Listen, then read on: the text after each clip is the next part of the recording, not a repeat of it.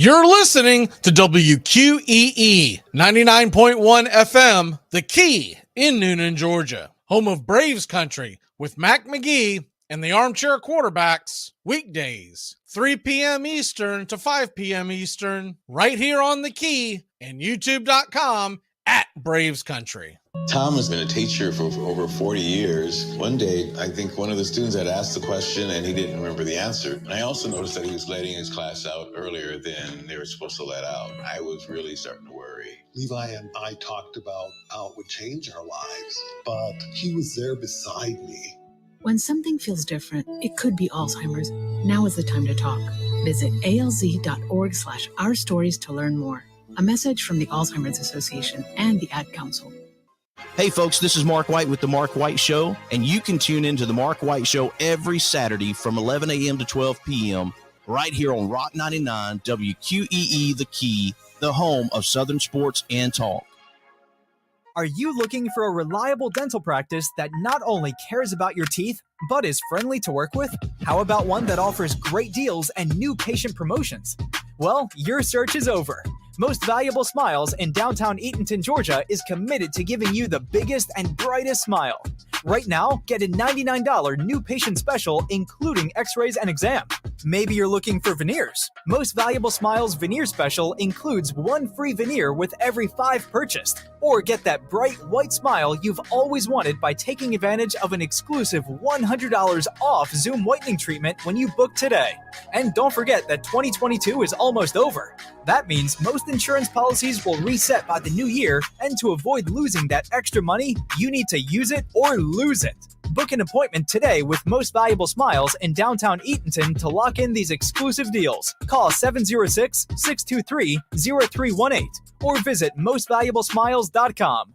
Enjoy sun-drenched days, epic stays, and plenty of room to roam in Greater Fort Lauderdale. Our hotels, attractions, and restaurants have taken the Visit Lauderdale's Safe and Clean pledge so you can relax and explore with confidence. When you're ready for that well-deserved staycation, our 23 miles of golden beaches await. Find wide-open spaces to hike, bike, kayak, and paddleboard. Visit your favorite attractions, then dine out in style in dining rooms or al fresco on waterfront patios. Learn more at sunny.org.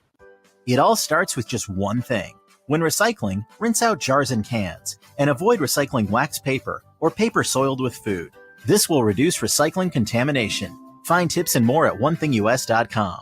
What's your one thing? Hey sports fans, The Key has a brand new show. Braves Country is coming your way weekdays 3 p.m. Eastern to 5 p.m. Eastern.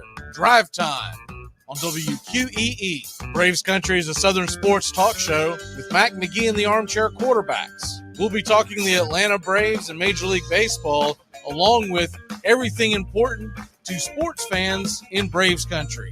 The SEC, ACC, Big Ten, and the National Football League, and the big sports news of the day. That's Braves country with Mac McGee and the Armchair Quarterbacks. Weekdays, 3 p.m. to 5 p.m., right here on WQEE, The Key, 99.1 FM, and simulcasting on youtube.com/@Braves Country.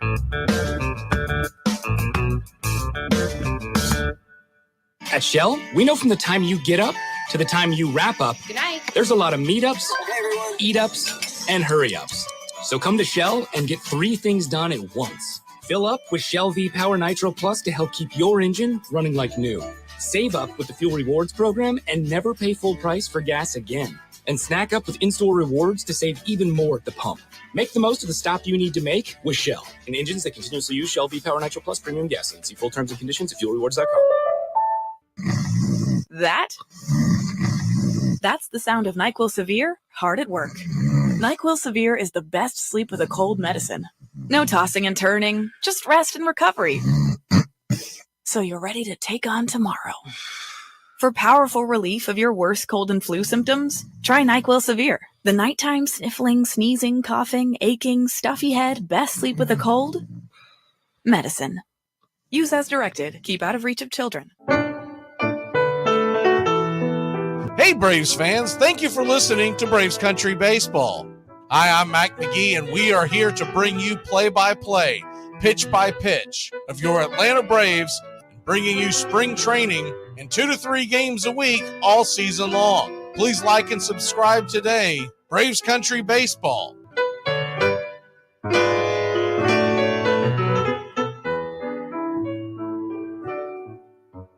Winter is the perfect time to start planning for your healthy, pest-free spring lawn with True Green, America's #1 lawn care company. True Green's science-based approach and local expertise will help give your lawn the year-round care it needs to be thick and weed-free. Go to truegreen.com. Just call 866-946-5956 or go to truegreen.com today and get a lawn to be proud of. Hey, sports fans, it's Rod Peterson here, host of The Rod Peterson Show, inviting you to join us daily for 2 hours of Atlanta's funnest sports talk right here on WQEE. I say fun because it is. You've never heard a show like it because we make the listeners a part of the show every day between noon and 2 p.m. Eastern. You'll hear plenty of the best sports talk, including the latest on the Falcons, the Braves, and more. And who knows, you might even hear you. That's the Rod Peterson Show, daily at noon, right here on WQEE 99.1 FM. We live in a world now that welcomes and nurtures the screwball in all of us. Hey, it's a new decade, people. Time to get a little nutty. Treat yourself to Screwball Peanut Butter Whiskey, a smooth flavor that combines 2 of America's favorites, peanut butter and American whiskey. So no more social awkwardness. Time to embrace who you truly are. Get out there and make friends. And be sure it starts with Screwball Peanut Butter Whiskey. It's available nearly everywhere.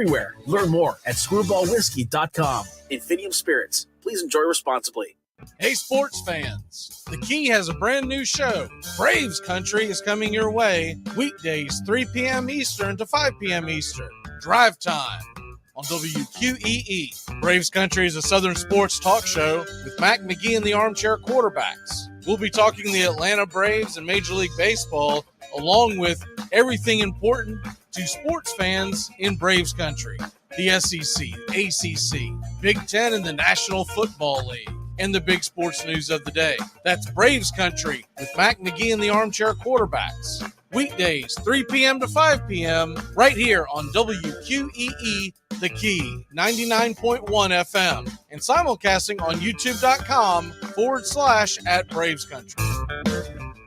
It's the best in sports and entertainment, and get locked in and locked down with Rhino Radio Penitentiary, 7 a.m. to 10 a.m. with your host, me, Ryan O'Neill, each and every morning, right here with the best in sports and entertainment, all the way from professional sports to college sports to River Dragons hockey and everything in between, including some of the very best local and national guests. It's the Rhino Radio Penitentiary, 7 a.m. to 10 a.m. Monday through Fridays, right here on 99.1 FM WQEE. You're listening to WQEE 99.1 FM, The Key in Noonan, Georgia.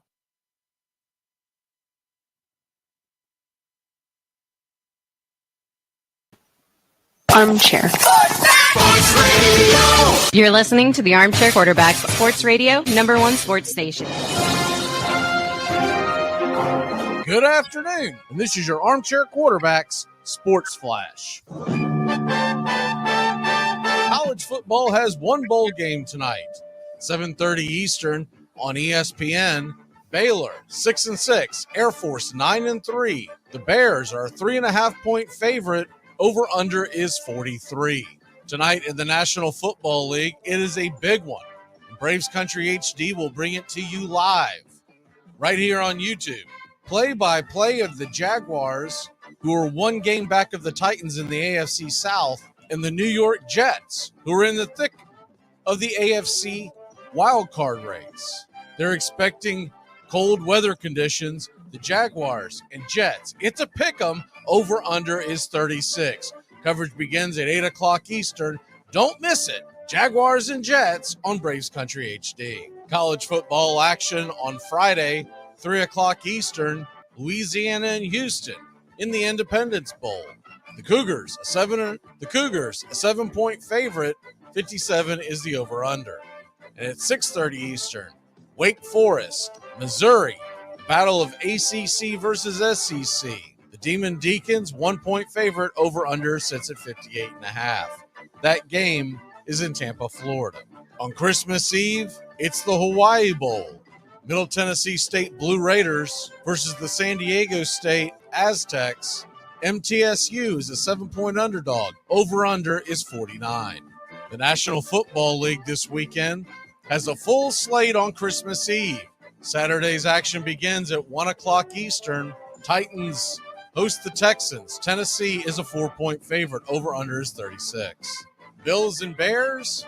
Buffalo, 9-point favorite. 40.5 is the over. Saints and Browns. Cleveland, a 2.5-point favorite. 32 is the under.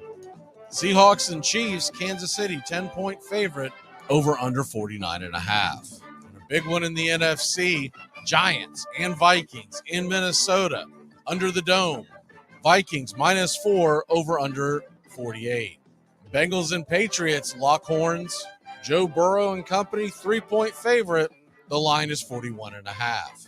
Your Atlanta Falcons, a 7.5-point underdog in Baltimore. The over-under 37.5. Lions and Panthers, Detroit, -2.5. Over-under 44. The late games on Christmas Eve, 4:05 Eastern, Commanders, 7-point dogs to the Niners out in San Fran. Over-under 38. The Eagles and Cowboys. Eagles are getting 4.5. Over-under is 47. And Christmas Eve night, an old rivalry renewed. Feels like the 70s when the Pittsburgh Steelers host the Raiders. Steelers -2.5. Over-under 39. In your Christmas Day slate, Packers and Dolphins at 1. Miami giving up 4. Broncos and Rams, that over-under is 36.5, kicking off at 4:30. In the nightcap, Bucks needing a win, giving up 6.5 at Arizona. Over-under is 41. And that's your Armchair Quarterback Sports Flash. Stay tuned for Braves Country right here on WQEE 99.1 FM, The Key in Noonan, Georgia, simulcasting on YouTube.com at Braves Country.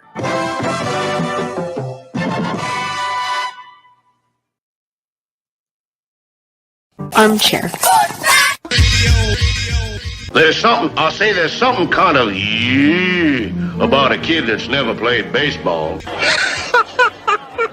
We have been hoodwinked, bamboozled, and flat out deceived. Why did you get so drunk? You got drunk.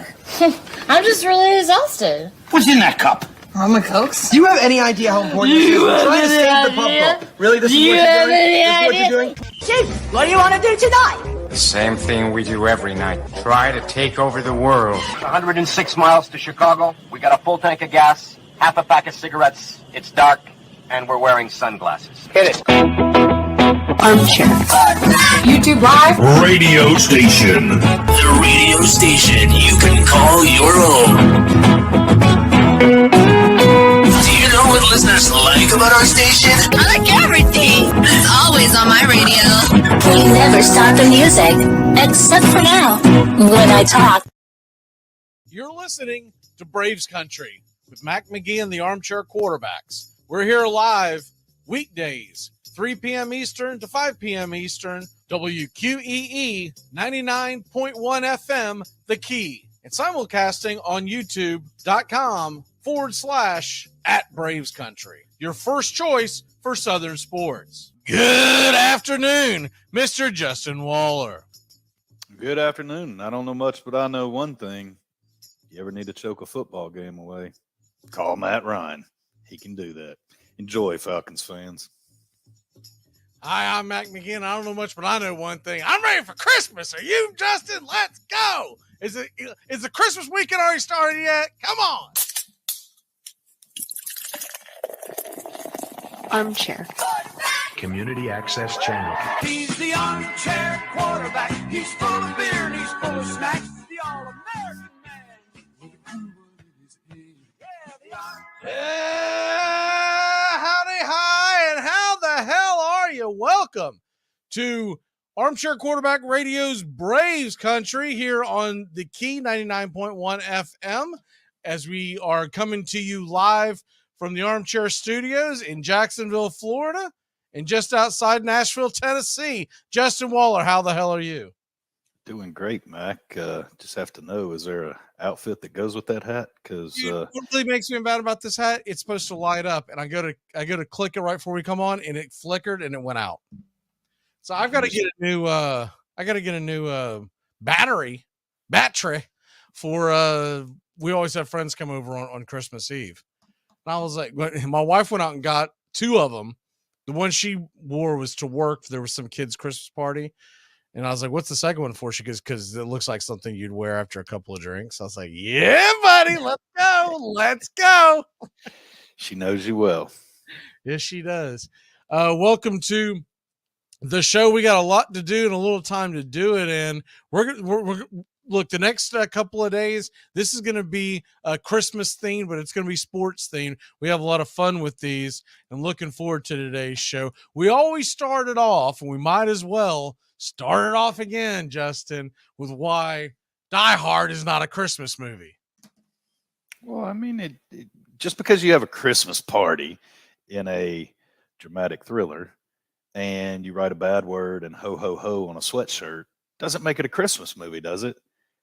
It's not, doesn't encompass the story of Christmas, whether you take the traditional meaning or you go with I guess, mainstream sales meaning of it. But either meaning of how you want to display Christmas is not portrayed in that movie. And it's just a thriller and a Christmas party, correct? See, here is always my argument. And I don't know if I'll be able to get it. Let me see if I can get this well, it's going to be close. But anyways, I'm going to try to make an attempt to show exactly why I don't think it's a Christmas movie. Because, for instance, if you watched, what is the name of the one with Kurt Russell in it and Goldie Hawn, and there's two of them now, the Christmas Kringles or something like that, whatever it's called. One is a Christmas movie and two is a Christmas movie because it was the follow-up, right? If Die Hard is a Christmas movie, then why is it that, let's see if I can find it. And here we go. Does that look like a Christmas movie? Because that is the sequel, Die Hard 2. And it's obviously got nothing to do with Christmas. I think they died all the way with a vengeance and went out. And no, to your point, it's not the greatest Christmas series ever. So, no, I know it's a heated debate. I know we have some contributors that disagree with that. And I enjoy the banner every year when we debate that because, man, there's a surprisingly large amount of population that actually believes it is a Christmas movie, and I just find that very interesting. Very wrong. I mean, I'll be interested to see. I'm not going to have him tell me. I didn't have him tell me until top of the hours to see if Joey thinks it's a Christmas movie, because he is about, I'm guessing, 8 to 10 years younger than you, and you're about 8 to 10 years younger than me. So you've got basically, I know they say generations are 20, but I really feel like they're 10 years nowadays. We'll see what his thought process of it is, because I could almost see where he is young enough to have been tricked into believing that it's a Christmas movie. Right? Because this is a heated argument at work every year, and I love it because it just reminds me of some of the major meltdowns I've caused with this stance. Right. So like we grew up on Christmas classics. When we were growing up as kids, Die Hard was not already established as a movie, and no one thought it was a Christmas movie when it came out. But someone like Joey, who was born, I want to say, my guess would be he was born around 1990. Does he think it's a Christmas movie? Because at that point he's growing up, and did they portray that to him? Because I don't remember who it is, but someone does replay it now. Like the way they do the Christmas Story. They replay it now during this time period. I really think somebody like us was just sitting at a Christmas party. It was boring. Didn't have beverages or sports or any of the things that we enjoyed. So, and your lights just all of a sudden came to life, sir. So, well, no, they didn't. They went away. So it's sporadic. You've got a short somewhere, but where was I going with this? The lights threw me off. But anyway, the party was just, it was dead. And I think just one of us looked at each other and was like, you know what? Oh, it's a Christmas movie. Prove me wrong. And life of the party. It's just a icebreaker, conversation, banner starter, and I don't think it's anything more than that. To your point, I think it just came an interesting, fun topic to throw around. But you're dead wrong if you think it's Christmas movie. Yeah, I'm with you. I think it was someone just coming up with the debate so they could have a debate. They're like, you know what's really going to tick someone off right now is if I tell someone, it was probably someone surrounded by someone who was like over, uber religious. Like, you know what really tick them off is I told them that this is a Christmas movie. Watch the wheels turn. Or someone who's like obsessed with like, the Christmas lights and all that kind of stuff. Because I'm sure they do it there in your hometown, but we've got all kinds of. Our next door or across the street neighbor, who's actually a Florida State fan, the game plan is to watch the bowl game with him this year. Man, every single, and I can't wait to talk to him about it because we haven't really hung out much. He's been there, I believe, ever since we've been here, but we've just never been able to hang out. But their yard is always to the nines with decorations, and of course Christmas is no different. They always have like the inflatable snowmen and Santas and everything, and waving back and forth and lights everywhere. And I'm always thinking to myself, what does your electric bill look like, man? That has got to be something that is just unreal. What does your back feel like? I mean, that's a lot of manual labor. Well, he was up there on the roof about less than a week ago. I came home, I was like, what are you doing? And he started laughing. He goes, I've been up on this roof 3 times. I guess he kept getting a short. Maybe I should hand him the hat and say, what's wrong with my hat, man? But he was up there 3 different times this year. He said he was up changing out the lights because of one short. And I was like, man, can't say it on air what I said to him, but I was quoting Christmas Vacation when what's his name tells Oswald that that the restroom is full. That was the first thing that came out of my mouth. He started laughing. I thought he was going to fall off the roof. Anyways, let's go ahead and get into what we have planned for today. As like I said, it's going to be Christmas themed all for the rest of the week. And then next week, if you hate end of the year sports stuff, well, yeah, that's what you're getting next week, is we normally give out the awards. Our armchair awards are usually a little different, much different than what you expect. So we usually have a lot of fun with that. But first of all, is it turkey or ham for you for Christmas? Definitely ham. Yeah. I just full disclosure. My wife I'm brought not a ham home a the other day. fan. It's like the size of my torso. And she was like, and she tried to tell me that we had to throw it in the freezer. And I look, I said, it's good till like, sometime late January, early February. I was like, thank God. Cause I don't know. That'd have been a lot of popsicle eating real quick. I know one thing, we don't throw ham out around here. You just a glazed spiral kind of guy, or you got any unique? Pretty much. We normally go to her parents' house for Christmas, so they normally do most of the Christmas. I host the Thanksgiving, but with us having friends over, I'm gonna cook that thing off on Christmas Eve, and we're probably just gonna have everyone. We're gonna get a little bread and whatnot, and have them build their own sandwiches and whatnot. But I don't do anything real fancy. If I was hosting, I would make mashed potatoes with it, the whole 9 yards. But her parents are usually pretty basic. They'll have ham and they'll have turkey. God, I don't know why anyone wants turkey. And then your tip. Have you ever noticed that a lot of people just recycle whatever they didn't, or it might be the ingredients, may not be what they actually cooked, but they recycle whatever side items that they didn't get to for Thanksgiving that they bring back. I'm like, dude, I'm pretty sure this is the same sweet potato casserole that we were hammering. They made 2 and froze 1 and just reheated for making indentions like in the marshmallows. Did you see us right here? I put the date in it. We started a non-traditional. I don't know. It's probably been a decade now, but my mother started it before she was gone, and we really enjoyed it, and we've just kind of kept it going. But it would always be a theme, kind of along the lines of your Super Bowl parties, you do a cuisine for each team playing in it, but we would just pick a cuisine and that would be it, so it brought some variety, especially coming right off of Thanksgiving and having the big full course meal, because I, like you, I'm not a huge turkey fan. I just had a big ham meal. So it's been unique, and we try to keep that alive. Prime rib is probably one of my favorites that we've done that is a Christmas favorite of ours in our family. I got to be able to talk someone into that because you've brought that up before.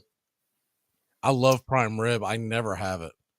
Never have it. I don't even think about it. Sometimes I'll be thinking about it and thinking about making one at the house, but my wife just doesn't eat enough steak to make it worth it, because I'm like, man, I'm just going to end up freezing this entire thing. And prime rib just isn't as good after you froze it. No, and being in the restaurant business as long as me and you have, that it's not something you can always get to your liking when you sit down and order. It's hit or miss at restaurants. You get it when it's that temperature, and once it's gone beyond, there's no more going back to mid-rare. Prime rib doesn't work that way. No, it doesn't. The best thing to do with prime rib is if you, but you have to have enough folks to make it worth making a prime rib. But whatever leftovers you have, then you shave that down to make sandwiches, right? And I still have the recipe if you remember that old prime rib soup from way back in the day, which was pretty good stuff. I still can't believe, looking back on it, that they were using prime rib meat to make that soup. I mean, I'm like, dude, the food cost was out the door. Let's talk about beef tips then. Yeah. Fillets. I'll never forget them. Not the same. Well, might have been one of the restaurant chains that you worked for. A cook got busted because they fired him because they found out that if you just asked in a certain way that he knew that you were cool, he would take a 9-ounce fillet and turn those into beef tips, when the beef tips were supposed to be the bottom round or whatever they were using that week.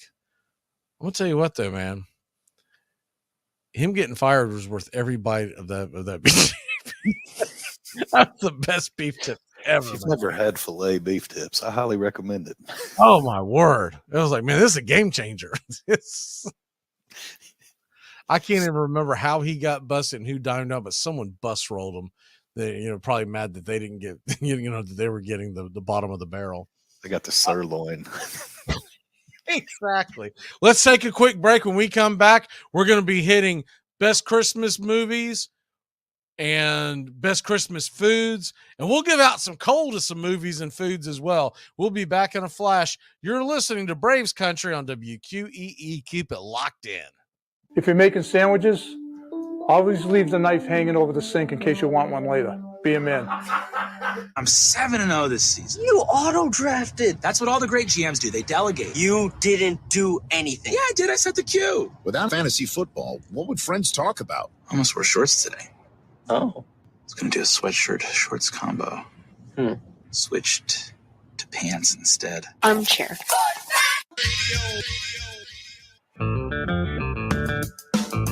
Hey, sports fans. The Key has a brand new show. Braves Country is coming your way weekdays 3 p.m. Eastern to 5 p.m. Eastern. Drive time on WQEE. Braves Country is a Southern sports talk show with Mac McGee and the Armchair Quarterbacks. We'll be talking the Atlanta Braves and Major League Baseball, along with everything important to sports fans in Braves Country. The SEC, ACC, Big Ten, and the National Football League, and the big sports news of the day. That's Braves Country with Mac McGee and the Armchair Quarterbacks. Weekdays, 3 p.m. to 5 p.m. right here on WQEE, The Key, 99.1 FM, and simulcasting on youtube.com/@Braves Country.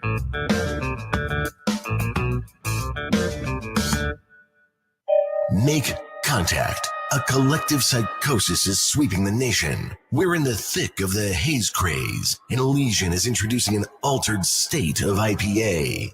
Contact Haze is a tangled chemistry of mild haze, low bitterness, and an explosion of hop aroma. This hazy IPA bursts with notes of bright raspberry, currant, citrus, guava, and passion fruit. Available in 6-pack cans in stores. Make contact. Welcome back to Braves Country. Mac McGee and the Armchair Quarterbacks, weekdays 3 to 5 p.m. Drive time on WQEE. You gave birth in a tub? Yeah, it's a really nice transition from womb to world, you know, kind of like a big womb. So you're in the tub with everything? Oh, yeah, the afterbirth floats, yeah. Must be like the tide at Omaha Beach. Christmas tree, thy leaves are so unchanging. Oh, Christmas tree, Welcome back. thy leaves are so unchanging. You know, Justin, it didn't take long for me to remember why we usually just lean on the YouTube lives, not the Facebook lives. We got flagged for something the other day.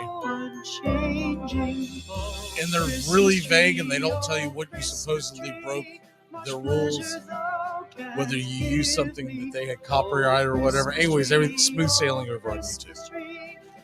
And I'm still trying to share it to Facebook, but they're getting to the point where I'm like, you know, we've gone this far without you. Why am I even trying?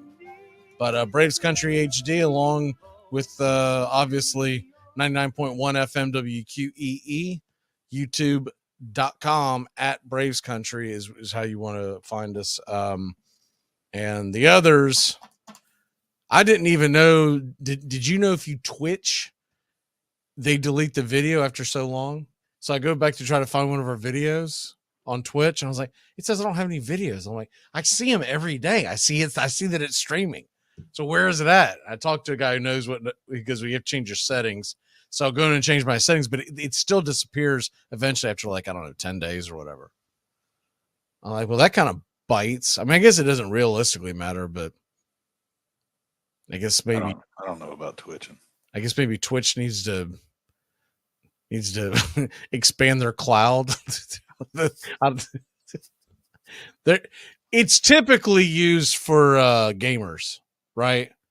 Gamers take Twitch, and I guess for whatever reason, their technology is really good at for people who want to watch people play video games. But you can also do what we do, which is share the, you know. See, when we were kids for Christmas, we would get these things called books that would explain the video game and have maps, and instead of us watching videos of other people. My kids like to do this. Watch other people play games, and they're not showing them some cheat code or some new way to do something. They're just literally watching them play a game. Right. Like, well, you know what it comes down to that I mirror it to is, remember when you were growing up, there was always that one dude that would watch bowling. You don't watch bowling, you bowl.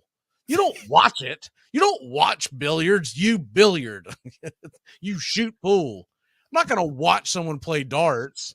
I'm just going to get my fat butt up off the bar stool and go chuck a dart at the, I mean, come on now. I mean, it is, but yet it's popular. It really is. And it's strange, but there's a lot. I met a guy recently just randomly at a store, and we got to yapping, and he heard me say Twitch is how it came about. I was on the phone, and he said, "Man, did you say Twitch?" And he laid into letting me know all about what he watches on Twitch, and it's all video game related. And I'm guessing this guy's in his 30s. I don't, but I was like, where do you have time to just watch? Do you not play video games? Instead, you just watch them play video games? That's a lot of time on here. So you probably are setting aside a couple hours to watch them play and 7 or 8 hours to actually play.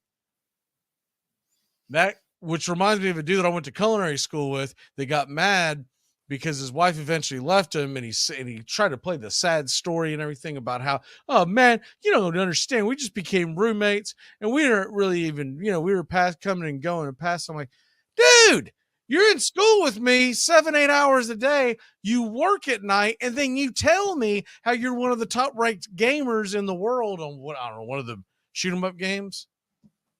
And I'm thinking, when would you have ever had time to, other than just maybe wave to your wife down the hallway, right? Anyways, you can't go to, it's all her fault. And by the way, look at me, I'm ranked 47th. How did you get that good, buddy? Anyways, and the dude was always sleeping in class. Because he'd be up till 5, 6 in the morning playing video games and start the cycle all over again. I'm like, dude, what are you doing, son? Okay, let's start off with since we kind of got into food, best and worst foods for Christmas. Give me like your top 3 best foods. I'm gonna go traditional with ham.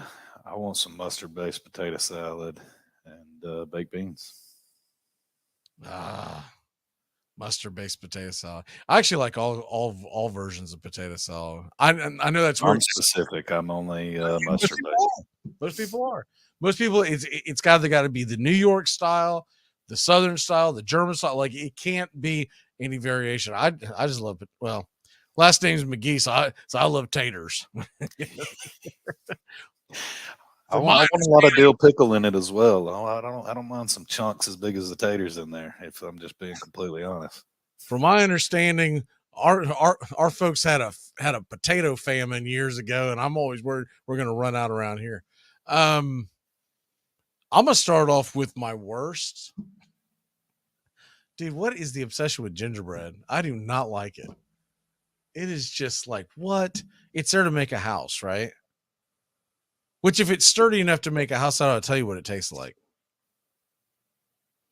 And the other thing that I hate is the people that make the sugar cookies, but they don't put icing on it. Like, they're just sugar cookies. I agree. What are we on a budget over here? You can't come out the hip 99 cents for some freaking icing. What's going on? Not a big ginger snap fan either. I'll put it in the category with the little powdered sugar and the overpowering ginger. That's a little rough there. TV, all the shortbread and that you got kind of lump it together. Now, my favorite. Have you ever had Christmas? What they call Christmas crack? No, I don't. So I think I should say that on there. So the nickname literally comes from people saying it's so good it's like crack, which, obviously it's probably a joke a lot of people shouldn't be making or whatever. They're probably like, dude, you never been on crack. And like, you're correct. But I've had this stuff and it's really good. But the Christmas crack, kind of a little bit like the Christmas bark, but that's my favorite. In fact, I have to make some this year because my mother-in-law who had dental surgery last Christmas, is specifically asking for it for this Christmas because she was like, "Hey, you don't even bother coming if you don't bring that."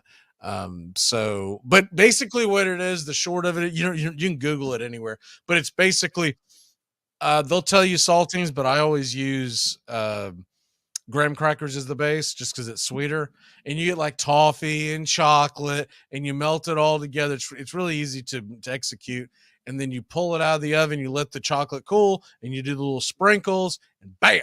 And so, and then you just crack it apart, and it kind of looks like a really thin cookie, but it is stupid good. So if you think you're going to need like 2 batches, make 3, because one of them you're going to eat so quick you're not even going to remember it. You're probably going to wake up in like a diabetic coma. Like last year, I thought they're going to have to saw my foot off. I was like, whoa, what happened? But it is awesome. That's my favorite of all of them. I'm weird. Like I love sweet potato casserole, but you won't get me eat a whole lot of it during Christmas. That is a Thanksgiving thing to me. And I know that makes no sense, but I also know that.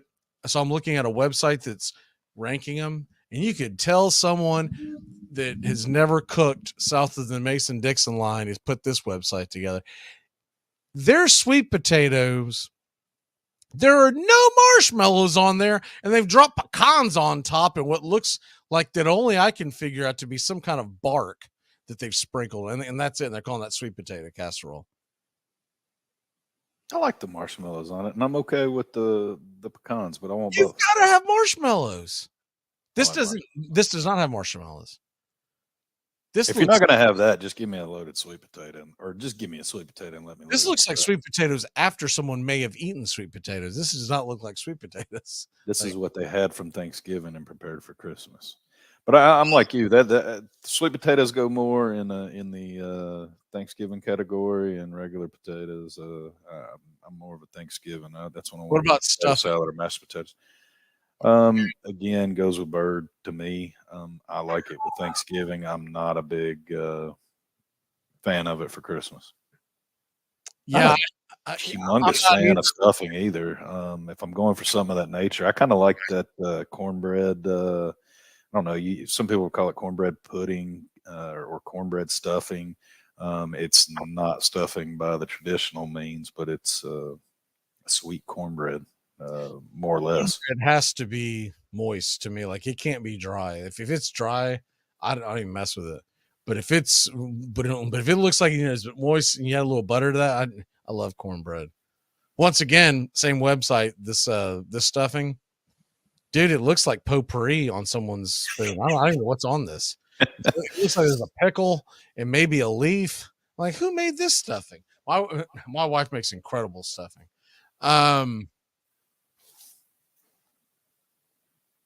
You got any other favorites? Cookie. I'm a big peanut brittle fan, and the toffees. I like those. They're not a sponsor yet, but there's a company in Grand Junction, Colorado, that my family sends me care packages, and I'm the only one in the house that eats it, and I love it because I don't have to share with anyone. So that's one of my favorite things to get, and I haven't mastered my own making of it yet, but it is a hobby that I'm learning to try. It and caramel pie, and be careful with that one.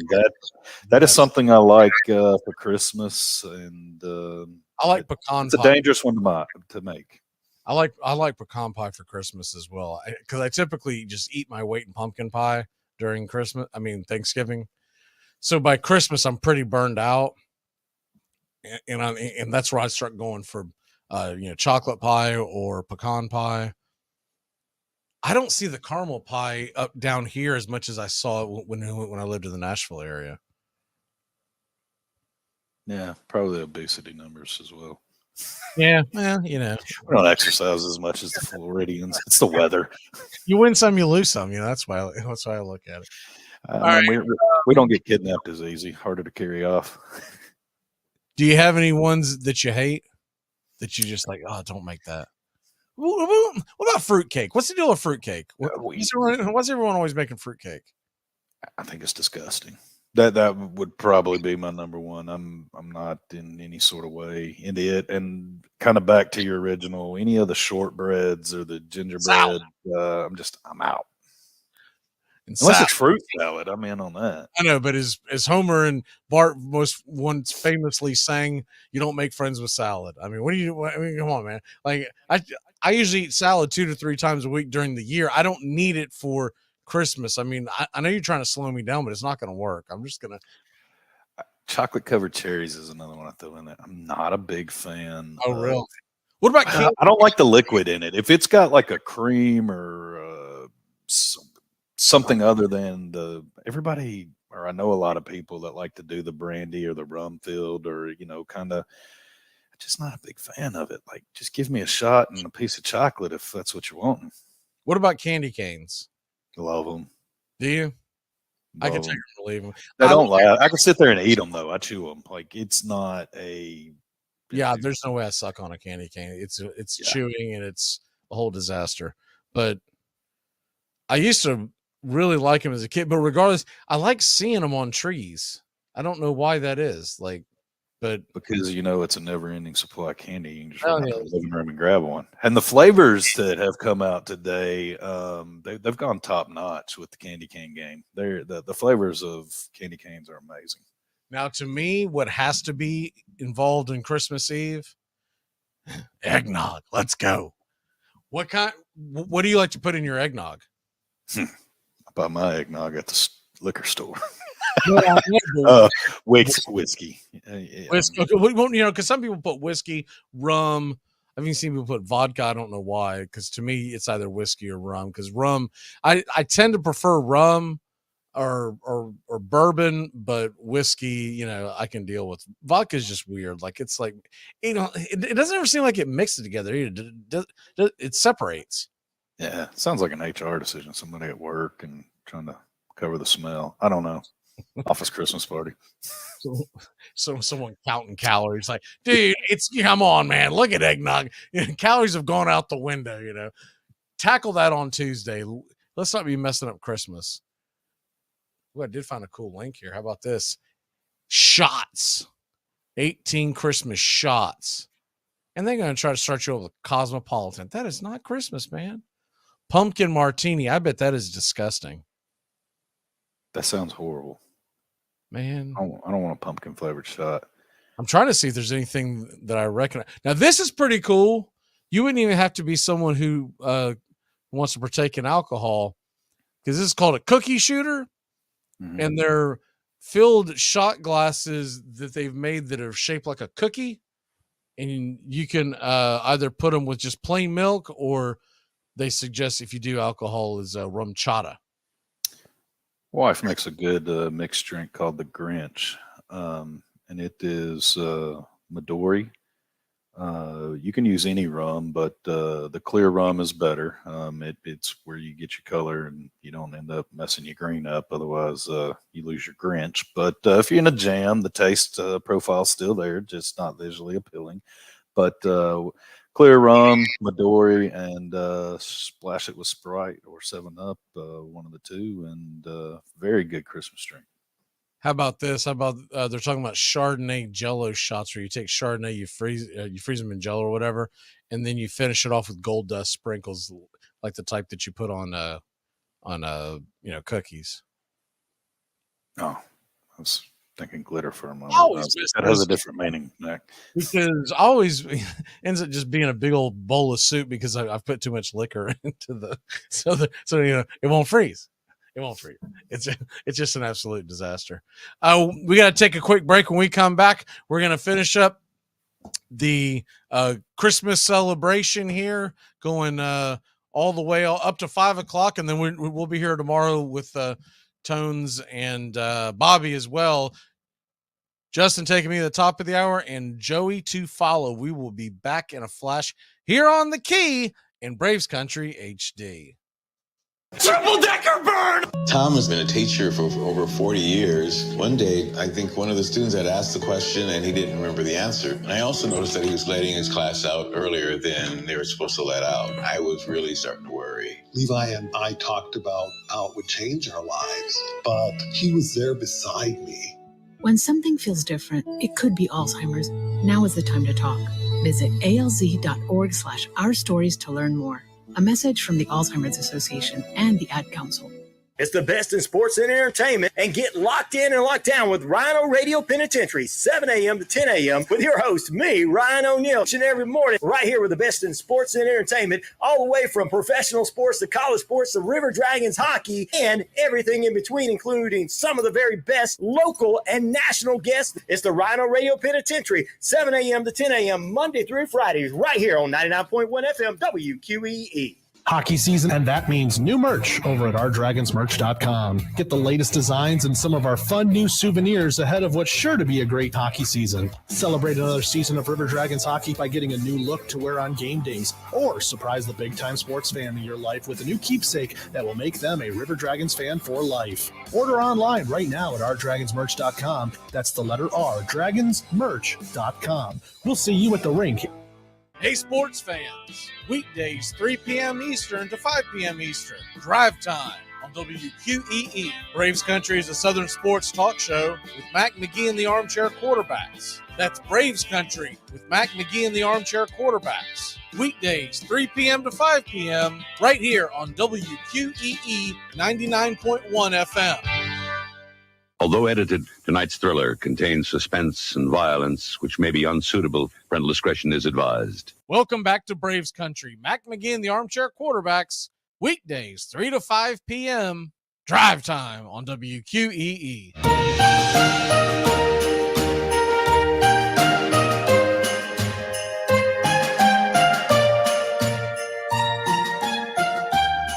Welcome back.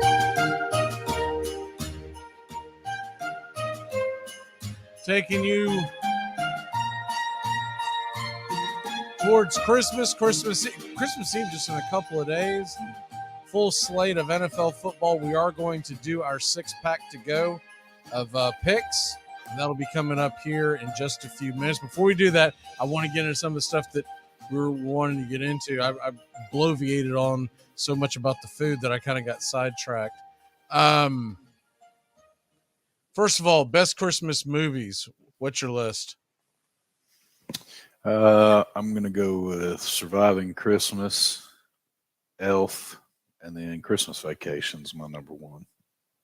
Which one is Surviving Christmas? I don't know if I know that Ben one. Affleck, James Gandolfini, Christina Applegate. It's where he essentially rents the family that's living in his childhood home, and they pretend to be his family for Christmas. And it's an interesting movie there.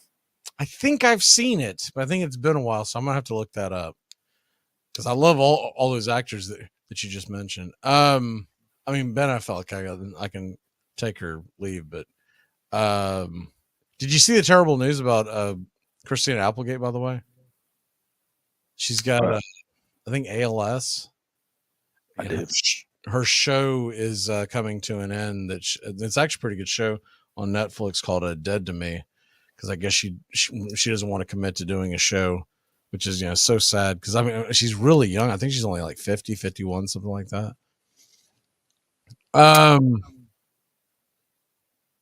So that's kind of a downer, but I'll try to transition to my favorites. By the way, how is Trading Places a Christmas movie? That's Die Hard all over again. I don't think of that as a Christmas movie. Do you?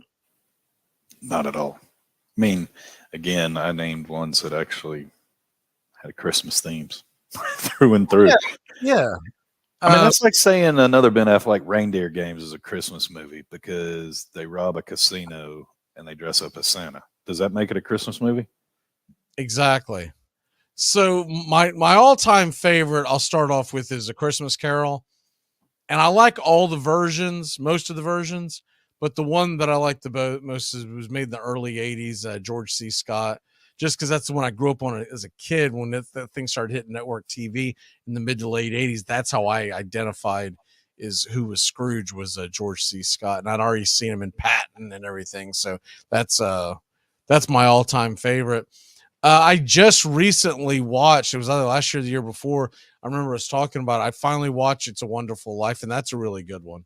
So I'm going to put that on my list. I know everyone's like, you've never seen A Wonderful Life? Like, I don't know why I never saw it. But anytime someone mentioned talk about watching it as I was growing up, as I got older, I was like, I've seen that too many times. I go, all right, well, I mean, okay, whatever. We'd move on. So I like rewatching movies, especially Christmas movies. And, you know, I can rewatch horror movies during Halloween. I can rewatch Christmas movies during Christmas. But, you know, I'm not someone who's going to rewatch just a random movie over and over again. If I had a third one, I do like Miracle on 34th Street because I grew up with that one as a kid. But I'm gonna switch it up a little bit. I'm gonna say the Charlie Brown's Christmas, because when I was a little kid, man, like that was because everything else is probably why I didn't see Wonderful Life. Everything else you had to be in bed by the time it started, so it was over. So Charlie Brown's Christmas, I still like watching that. Okay, moving on to the next. I guess it was. Are the Braves Scrooged this year? Like, and the reason why I said that to you that way is like, do we have Scrooge running the team? Because I feel like every time we turn around, the Mets and the Phillies are signing everyone under the world, and then we get the Jordan Luplow with the cash back advance and 3 coupons. We're going to get him with his 176 batting average. Here we go. And we send all our prospects for one catcher with control, but you know, they better let. I think we are a little bit. I don't know if it's not World Series blues. I think you had some roster changes. Let's face it, you got to get around the Ozuna contract. That doesn't help matters, but we don't have a Cohen that owns us. I think that's the big difference. Their payroll, when it's all said and done, could end up being not quite twice as much as ours, but it could be significantly at least 100, 150 million higher, which is just insane to think about. And there's no penalty for it. We've talked about it. It's just a tax. It's not anything other than that. There needs to be some compensation taken away, or not compensation, but some picks taken away, something that's actually, and not a compensatory, something that doesn't really matter at the end of the draft. And I know that's not the right term for baseball, but you need to take one, and maybe a first rounder is extreme, but keeping to a budget is. It needs to be something where if you've maybe if you go past the first threshold, whatever, you get taxed. You do it 2 years in a row, all right, then you're going to get this draft pick taken away, 3 years, et cetera, et cetera, et cetera. But when you start hitting the threshold, the highest threshold this year, I think, is 293, and they're right now, and this is if they don't add anything else, they're at over 350 right now. You got teams like the Orioles not even spending 18, 20 million. And I'm not even saying you take that draft pick and you give it to Atlanta. I'm not saying that. You just get rid of the draft pick, and it makes the draft. You might give them that extra draft pick at the very end of the draft, right? But as deep as Major League Baseball's draft is, who cares? If you're going to do that, though, you've got to require your other owners to at least spend, and you've got to have a threshold, a top and a bottom that you're playing within. And then I think you have better rosters and competition across the board. So if you're putting coal in folks' stocking, who's the first one you're giving a piece of coal to this year? Well, after last weekend, let's just say Matt Ryan. Jeez. I checked out. I literally, when me and you were texting, that was the first I had heard of the blown lead and was just blown away. One, that you could do that twice, but 33 points, that is phenomenal. Evidently, we found out that Jeff can't coach on Saturday either, right? I think my first one will be honestly to the Braves front office. And I don't expect them to do what the Mets have done. The Mets have mortgaged their future essentially. And I do think there's going to be some dissension because what's Pete Alonso going to expect, right? He's going to go, dude, what are you doing? Next 2 years, I'm getting over here getting paid peanuts, and you're bringing in 40-year-old guys who are going to pitch, you hope 100 innings. But to once again lose our key free agent on a deal that if any of that was remotely accurate, what John Heyman reported, which was 6 years, 140 was sent from Dansby's squad to the Braves, and they rejected that, I've got an issue with that. That's 23 a year. It may have been an extra year that you may not have wanted, but I think that's fair. I really do. My other one would go, and I don't know, there's not an individual. I mean, there's multiple I could go with, but I'm just going to go to the whole organization as a whole. My Tennessee Titans. Whether you take the playoffs that were earlier this year from last season or this season that we're in 3/4 of the way through right now, just top to bottom, it's just been atrocious. I don't understand how you can be as dominant as you were last season. I get you laid an egg in the playoffs, and I could have forgiven you for that. But then all the way from draft night through last weekend's debacle, it's the Titans as a whole. What is this organization doing? And you may laugh, but I think it's going to come down to Jaguars-Titans week, I guess it'd be 18. It's going to come down to last week of the year. They have blown and squandered the division. Tonight's game, if the Jags find a way to win, it very well could.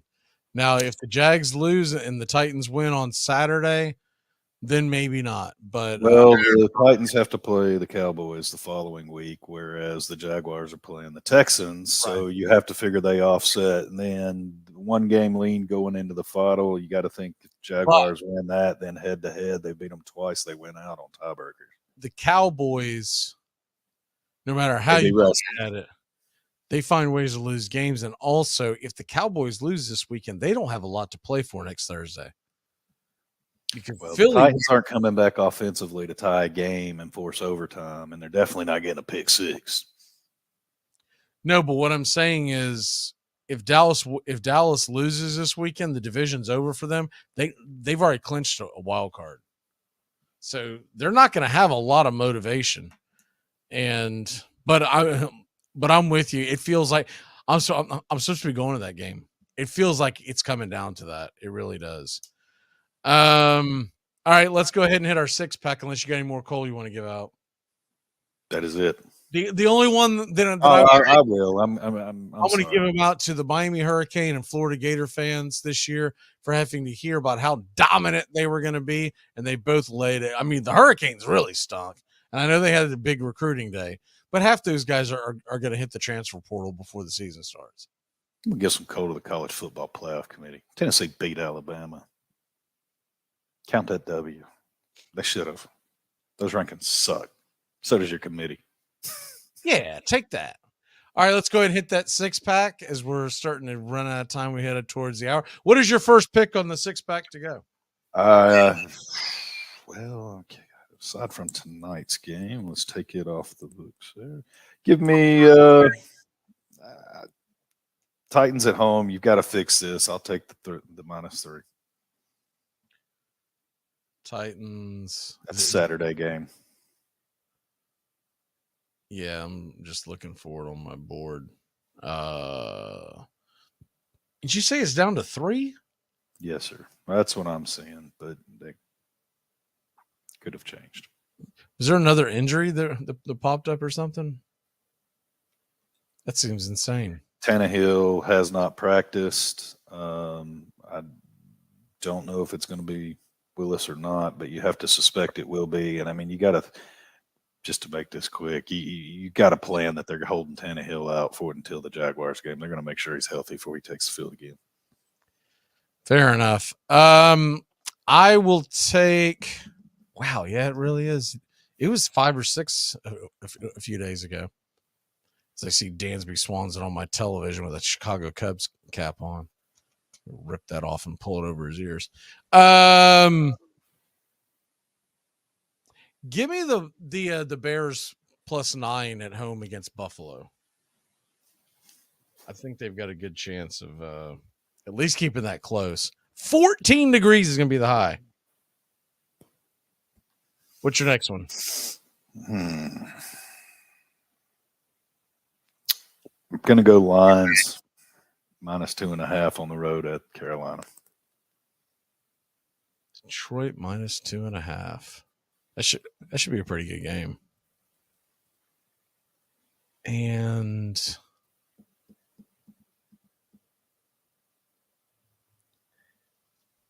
I feel like that. Give me the Dolphins -4. I feel like they should be favored by more than that over the Packers. Who are the Packers to only be a 4-point underdog on a short week, mind you, Monday to Sunday? What's your next one? Give me the Eagles +4.5. I don't care. It's a divisional game. Yeah, I'm actually showing 5, so I'll take it. Yes, sir. Yeah, I'm with you on that. Minshew, if he ends up being the one that starts, he can. I'd be more interested in the under, but he can game manage his way to make that game interesting. One last one. That line moved. It was at 7.5. I was thinking about taking the Falcons because the Ravens are just putrid, but it will drop back down to 7. So let me go with weather's the thing that scares me with that one. That was one I looked at. Well, unfortunately I think the weather's going to be a situation throughout. If the under was a little higher in Cleveland, New Orleans, I'm really interested in that. But I'm probably in real life, I'm probably going to tease that one. Let me go with here we go. Bengals -3. Bengals -3 in New England. That seems stupid, which it probably means it's a trick. That's going to be an ugly game. Yeah, but the Bengals should they not beat them?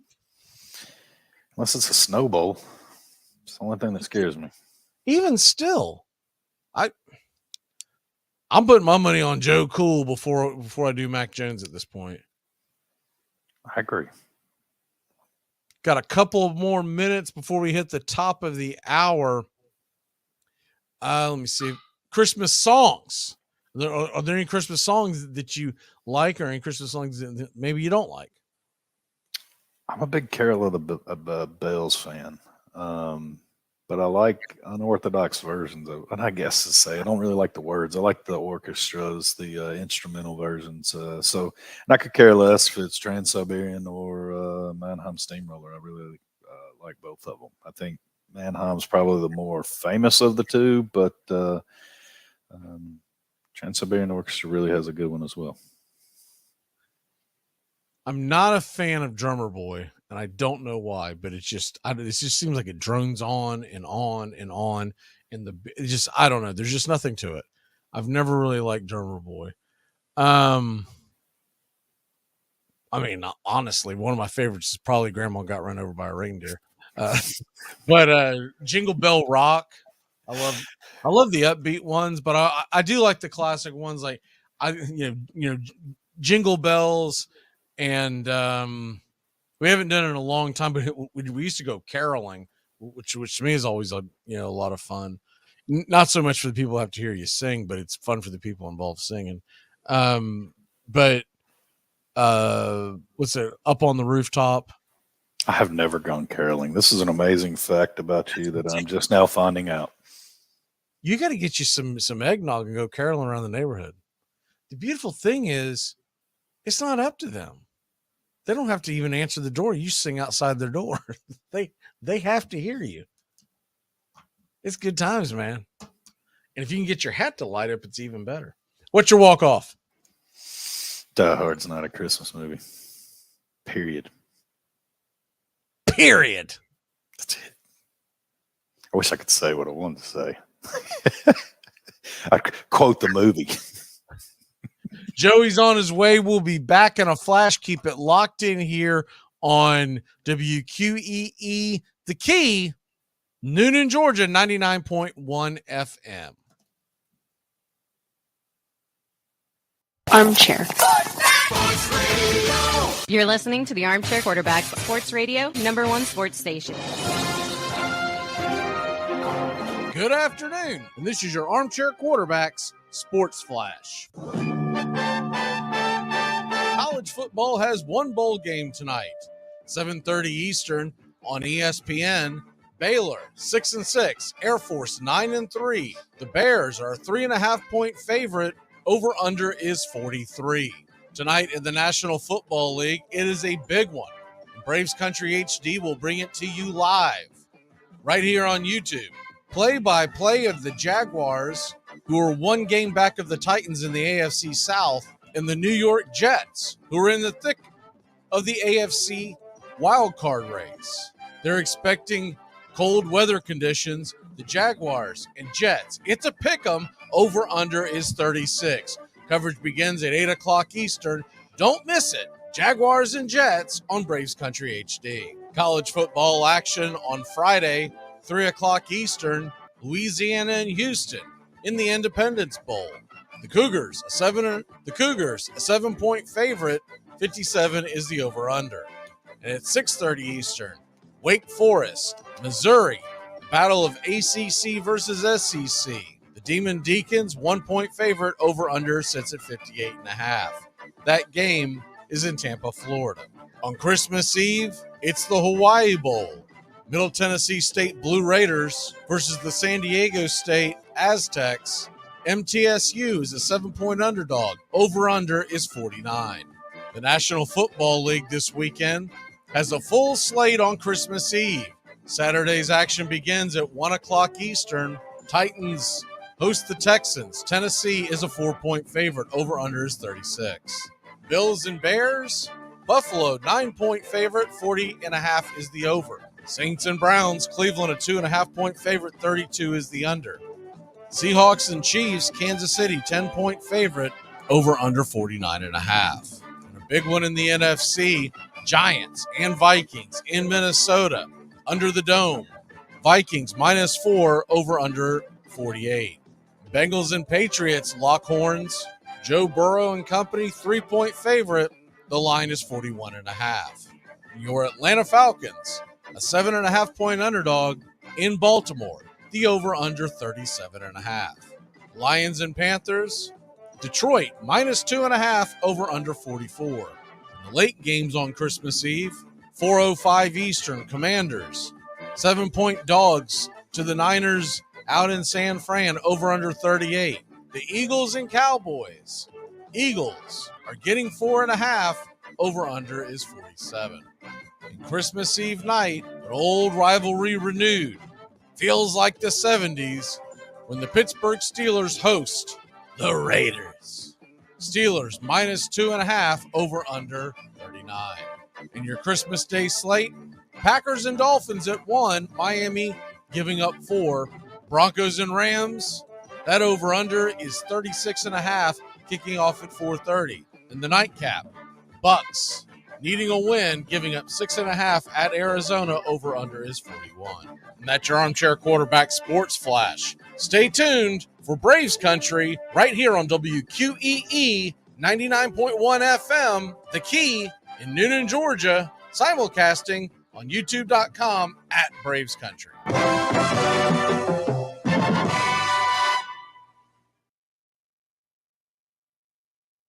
You're listening to WQEE 99.1 FM, The Key, in Noonan, Georgia, home of Braves Country with Mac McGee and the Armchair Quarterbacks, weekdays, 3 p.m. Eastern to 5 p.m. Eastern, right here on The Key and youtube.com at Braves Country. Hey, sports fans. Weekdays, 3 p.m. Eastern to 5 p.m. Eastern. Drive time on WQEE. Braves Country is a Southern sports talk show with Mac McGee and the Armchair Quarterbacks. That's Braves Country with Mac McGee and the Armchair Quarterbacks. Weekdays, 3 p.m. to 5 p.m. right here on WQEE 99.1 FM.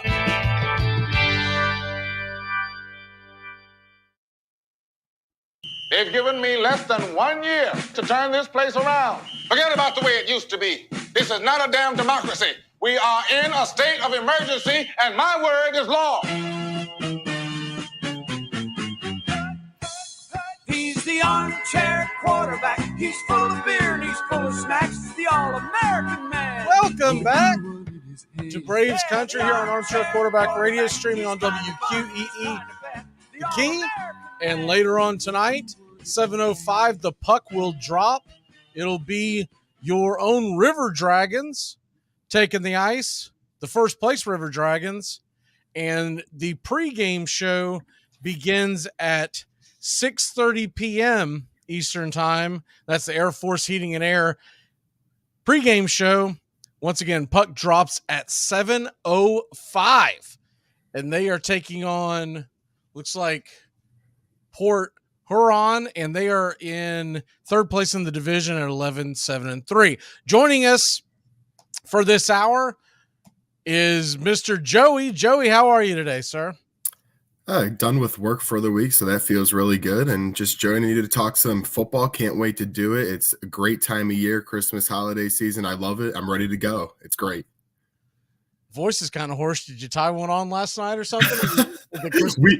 Now, to be fair, we did have a work party last night. We had our you did. Yeah. So once a year, and they actually had it at it's Dave and Buster's. I don't know how far that goes, but it's pretty much like an older place to play a bunch of arcade games. You did not invent Dave and Buster's in Chicago. No, I don't know. I'm saying I don't know what states it's all in, but for the people that do know, it's a pretty good time. And it was all inclusive, so it was all nice and ready to go. I've gotten overserved in Dave and Buster's from Jacksonville, Florida to New York City, New York. So yeah, I love Dave and Buster's, man. It's fun. You know, obviously they're all different because they all have different games, but I love the fact that you can go in there. And especially the ones that key on the retro ones, the retro games. Because the one here in Jacksonville, I remember there's like 3 or 4 different racing games, but they've got the old school pole position. Wow. But it's set up modernized where you can actually sit in the in the seats themselves, but all the graphics are old school. And they even have that one of my favorite games is the very old school. This dates back into the late 70s and the early 80s. The hockey game that's in the plastic bubble. Yep. You know, with the stick guys going back. Oh yeah. That dates back all the way to the Miracle on Ice. So we're talking 1980-ish when that game first came out. So yeah, I do remember that. That is, I actually got that hockey game for a Christmas present, like when I was a kid, and we had full-size one. We had it in our basement for years. Yes, we had it for a long time. Little brats. Now all the pictures starting to come about with you and Tones. Now I'm starting to see the big picture. Oh, come on! Any kid, it kind of reminds me of the old Seinfeld, you know. I hated any kid that had a pony. I swear, no ponies here. Yeah, but that's that's the male version of a pony, having a full-size arcade game in your basement. All right. That's cool. Well, you got 1 hour with us, so you can go out there and do it up big for Christmas weekend. Absolutely. Snowing like crazy over here, though, sadly. You got big plans this weekend, or are you staying close by?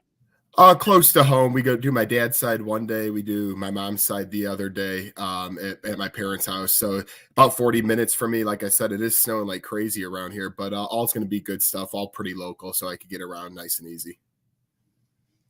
Okay, let's go ahead and well, before we do anything, I do want to address something that we weren't able to get into the first hour because we're so jam-packed. What about the news that YouTube TV or Google in general, they are going to be taking over the Sunday NFL ticket. That is phenomenal news for those of us who haven't been able to get the ticket in years past. Yeah, and I have one, it could be a dumb question, but my only thing that I really like, I think it's all positive. So you're going to be, is it going to be like where you can get, it will just be red zone, or do you have to have YouTube TV to get all of the games, or is it going to be something where you can maybe just, or do you have to have YouTube TV? I would think that they're going to make you come out the hip and get YouTube TV. That's usually how these Makes sense. Makes sense. But YouTube TV right now, I just happen to have it. I got it a couple of years ago, and we really like it. But YouTube TV right now, is this going to drive the price up? That's the big question. That is the I would say $1 million question, but that's the $1 billion question. Yeah. How much is it going to go up? Right now, it's right in line with all the others. But it may be a situation where they keep the price where it is, and where you're going to pay through the nose is whatever they decide to charge for the actual ticket itself. But I would be shocked if you're able to get the NFL package without getting YouTube TV. Yep. I mean, what would be the point of them going in and doing this? And I don't mind switching over. I have DirecTV right now. I can tell you right now, my first move is going to be getting rid of it. Right now, it's better. I can tell you that already. I used to have DirecTV. I'm getting rid of it. DirecTV is no bueno. There's a million reasons why. We can chat about that off air, but they charge. I would highly suggest it because again, we probably won't know all the ins and outs on what everything is going to cost probably until the spring. But I would think you'll start seeing advertisements for it around the NFL draft, right? Because they're going to start wanting to get people to flip over prior to. Definitely. So we'll see what happens with that. But the cool thing about it right now is that you don't have to sign up for a year, 2 years like DirecTV does you or Comcast and whatnot. Your contract's month to month. So I would think they're going to keep it that way, but who knows? I guess we'll find that out down the road. But I think it's huge news, because the biggest thing was with it was that you could not get the Sunday ticket without having DirecTV. Right. And they would not even allow. See, now I actually thought about getting the streaming, because DirecTV has like an app, but they make you get the actual ground with it on your roof and all the boxes, which is a heck of a lot more expensive. Welcome to my life. That's exactly what I'm doing. So I was like, nah, you know what? It's really not worth it to me, man. We're talking about one ball game a week. I'll find a way to find it. And I have, but it'll be a lot nicer to be able to have access to all of them. And honestly, I hear good things from people who have YouTube TV. I don't really hear many people making complaints about YouTube TV very much. So I think it's overall positive. It is. I mean, every service has its drawbacks, because you're going to be, they don't have this, they don't have that. But all in all, if you're there for sports, I think you'll be okay. I don't know about your local market as far as how you get your Cub games and everything. That might be a different obstacle. I don't know if they had, because we currently don't have marquee. That's the one thing that does stink. The Cubs network is not with YouTube TV. So you might have to find a way to stream that separately. Yep. So, but that's a minor thing. If nothing else, you get yourself a VPN, drop it in outside of the Chicago market, and get the MLB package, and away you go. I like where that's at. Or how I currently do it when the Braves play in Florida. Okay. Because it's not worth it to me to get the Bally package. There's nothing comes on Bally that I want to see until the Atlanta Braves are playing the Marlins and sometimes the Rays. Yeah, just because they offer you more sports doesn't mean you want to watch a Pacers versus Grizzlies game on a Tuesday night. Now there's only 12 games a year that I have to see the Marlins. True. Even better. Change that. Did you get your word in with somebody about this? you're playing every team, so there's at least a 2 or 3 game series with the Rays. So what have I really gained? About 4 games. But there's been a couple of years where where they've played the Rays a home and home, 4 games total, and they've played the Marlins. So 24, 25 games a year. I'm like having to get out the rabbit ear antennas and everything. It's absolutely atrocious. And they used to have a Facebook group that you could go in and watch the game. Well, somebody dimed them out on that one. So someone went, I don't know what happened, but all of a sudden one day you go in there and it was like, where's the game? Like someone squealed. And I'm like, well, it was a good 4 months. Adios. There's always a way around it. The way that I do the to get the NFL right now, because I don't have DirecTV, you go on this one little website that is off the beaten path, and they take you to links and shoot you over to any game that ends up on YouTube. I always know don't click on that link, because it's up for like 3 minutes and YouTube grabs it and shoots it down. They tear it down, and usually what draws their eyes is that there's a lot of comments, and there'll be people going, quit commenting, and that's usually the comment that gets them. It just goes blank. It says this stream is unavailable. It's like, I bet it is. Not coming back. Exactly. All right, let's get into it. Let's do it. Start off. Well, you know what? We'll start this hour off a little. What's your better Christmas memories? I try to think of, just obviously besides every year, just having to be thankful to get to be with all my family and everyone pretty healthy for the most part. Come on now. No. I'm saying besides all that stuff, actually one year we were all just sitting around. My mom's side comes over for Christmas, and somebody just happened to, walk through the door about a few hours. We leave our front door open because people are always going in and out. And somebody just walks in, and we're kind of like, we don't expect anybody else to be coming tonight. Who's at the door? So whatever, one of us, I forget who it is, gets up and goes see. Well, an older lady who had a party just right down the street, a few houses down, just completely walked in the wrong house and came over to our house, and actually stayed for a good few minutes, and we got to know a little bit about who she was. But just kind of a funny story, because she was so embarrassed about walking in the wrong house. I mean, she said it was like her first time in the neighborhood or whatever, but it can't be easy to walk into a house and you just see a bunch of people you never seen in your life. So it was kind of funny. Well, we've speaking of employee Christmas parties, we have had some wham bammers back in the day when I was in the restaurant business. We had some here in Florida, but honestly, the ones here were pretty tame. The ones that I think of all took place in the state of Tennessee. And there's one in particular. I can't go into too many graphic details, but needless to say, there was a taxi driver that came there to pick up now this is before Uber, right? So an actual taxi driver came in. We had started the party, I don't remember, 8, 9 o'clock at night. By this time it's 4 o'clock in the morning, right? And we end up, I don't really remember how the actual, conversation began, why in the world there was this misunderstanding with everybody. But the short of it is that we had a couple of different restaurants show up at this party, and the main restaurant that I was working for got into it with the neighboring restaurant.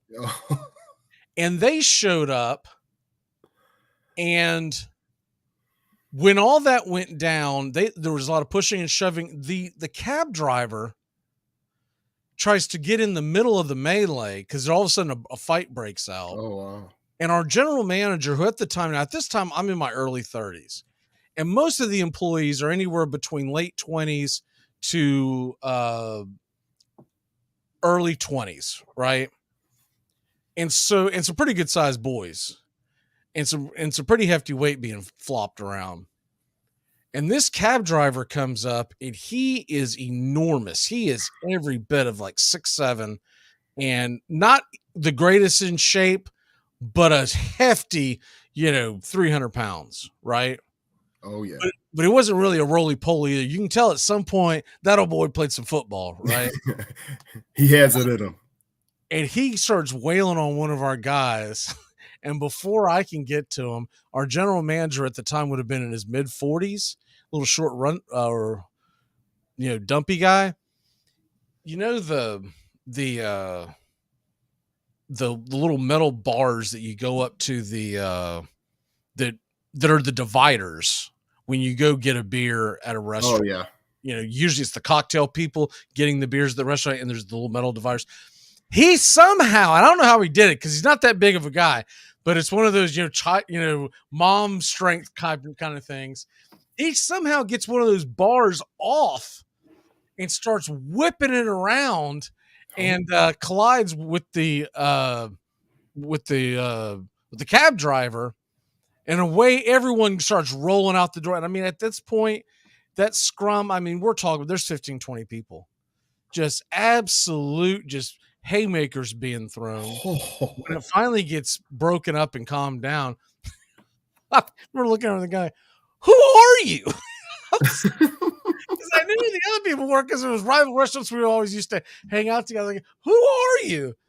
I'm like, a cab driver was here to pick up so-and-so, whoever, because I didn't even want to be in the middle of all that poor guy. And what's funny, and this is how you know it's about 20 years ago, I don't recall any charges being thrown. Nowadays, there would be people arrested. It would be all over. Someone would have put it on TikTok with the video. Videos would have been going crazy, and the local police would have been involved. And I don't recall anyone getting handcuffed that night. It was all kind of like that. Good one, man. It was a good punch you through, that kind of stuff. But I just remember sitting next to this, just like, who are you? And why are you getting hit with that piece of metal? Oh man. More importantly, why did it not phase you? Because that scared me. There's a deeper lying meaning to this one. I've got a lot more of those crazy stories, but we do not have time to get into that. Let's take a quick break. When we come back, we're going to talk about 3 games we want to put underneath the Christmas tree this weekend. The 3 games we want to watch the most, because there's a lot of football. We got bowl games. We got the National Football League. We've got all sports going on. We'll be back in a flash here on Braves Country on WQEE The Key, locked in from 3 to 5 daily. You're a cop, huh? No, what I am, Sonny, is about 50 pounds heavier and one hell of a lot meaner, so you better straighten up your act. I don't think I like it. The Dixie Handle Company, 5 generations of the Strickland family, have produced quality hardwood farm and garden tools, wooden shutters, and custom furniture. This small business has been owned and operated since 1992 and ships to customers across the world. If you're looking for the highest quality tool handles, Dixie Handle Company is your place. Every item is hand-picked to your specifications. If it's made of wood, they do it. Call now, 931-722-3395. That's 931-722-3395. Or go online to DixieHandle.com. The Dixie Handle Company. Welcome to Craftsmanship, a proud sponsor of Braves Country Baseball.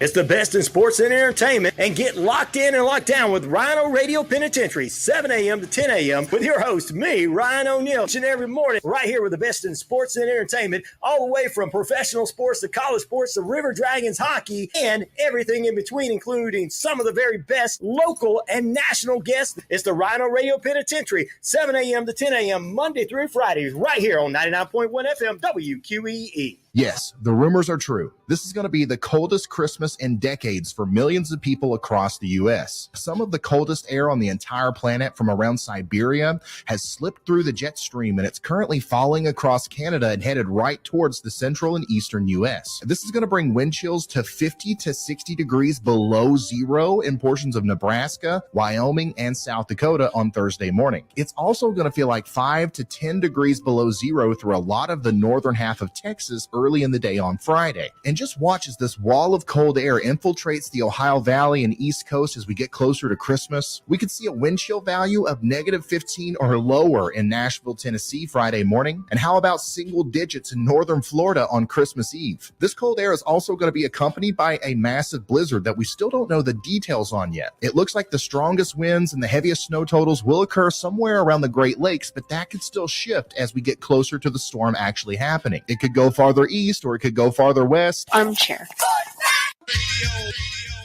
Hey, sports fans, it's Rod Peterson here, host of The Rod Peterson Show, inviting you to join us daily for 2 hours of Atlanta's funnest sports talk right here on WQEE. I say fun because it is. You've never heard a show like it because we make the listeners a part of the show every day between noon and 2 p.m. Eastern. You'll hear plenty of the best sports talk, including the latest on the Falcons, the Braves, and more. And who knows, you might even hear you. That's The Rod Peterson Show, daily at noon, right here on WQEE 99.1 FM.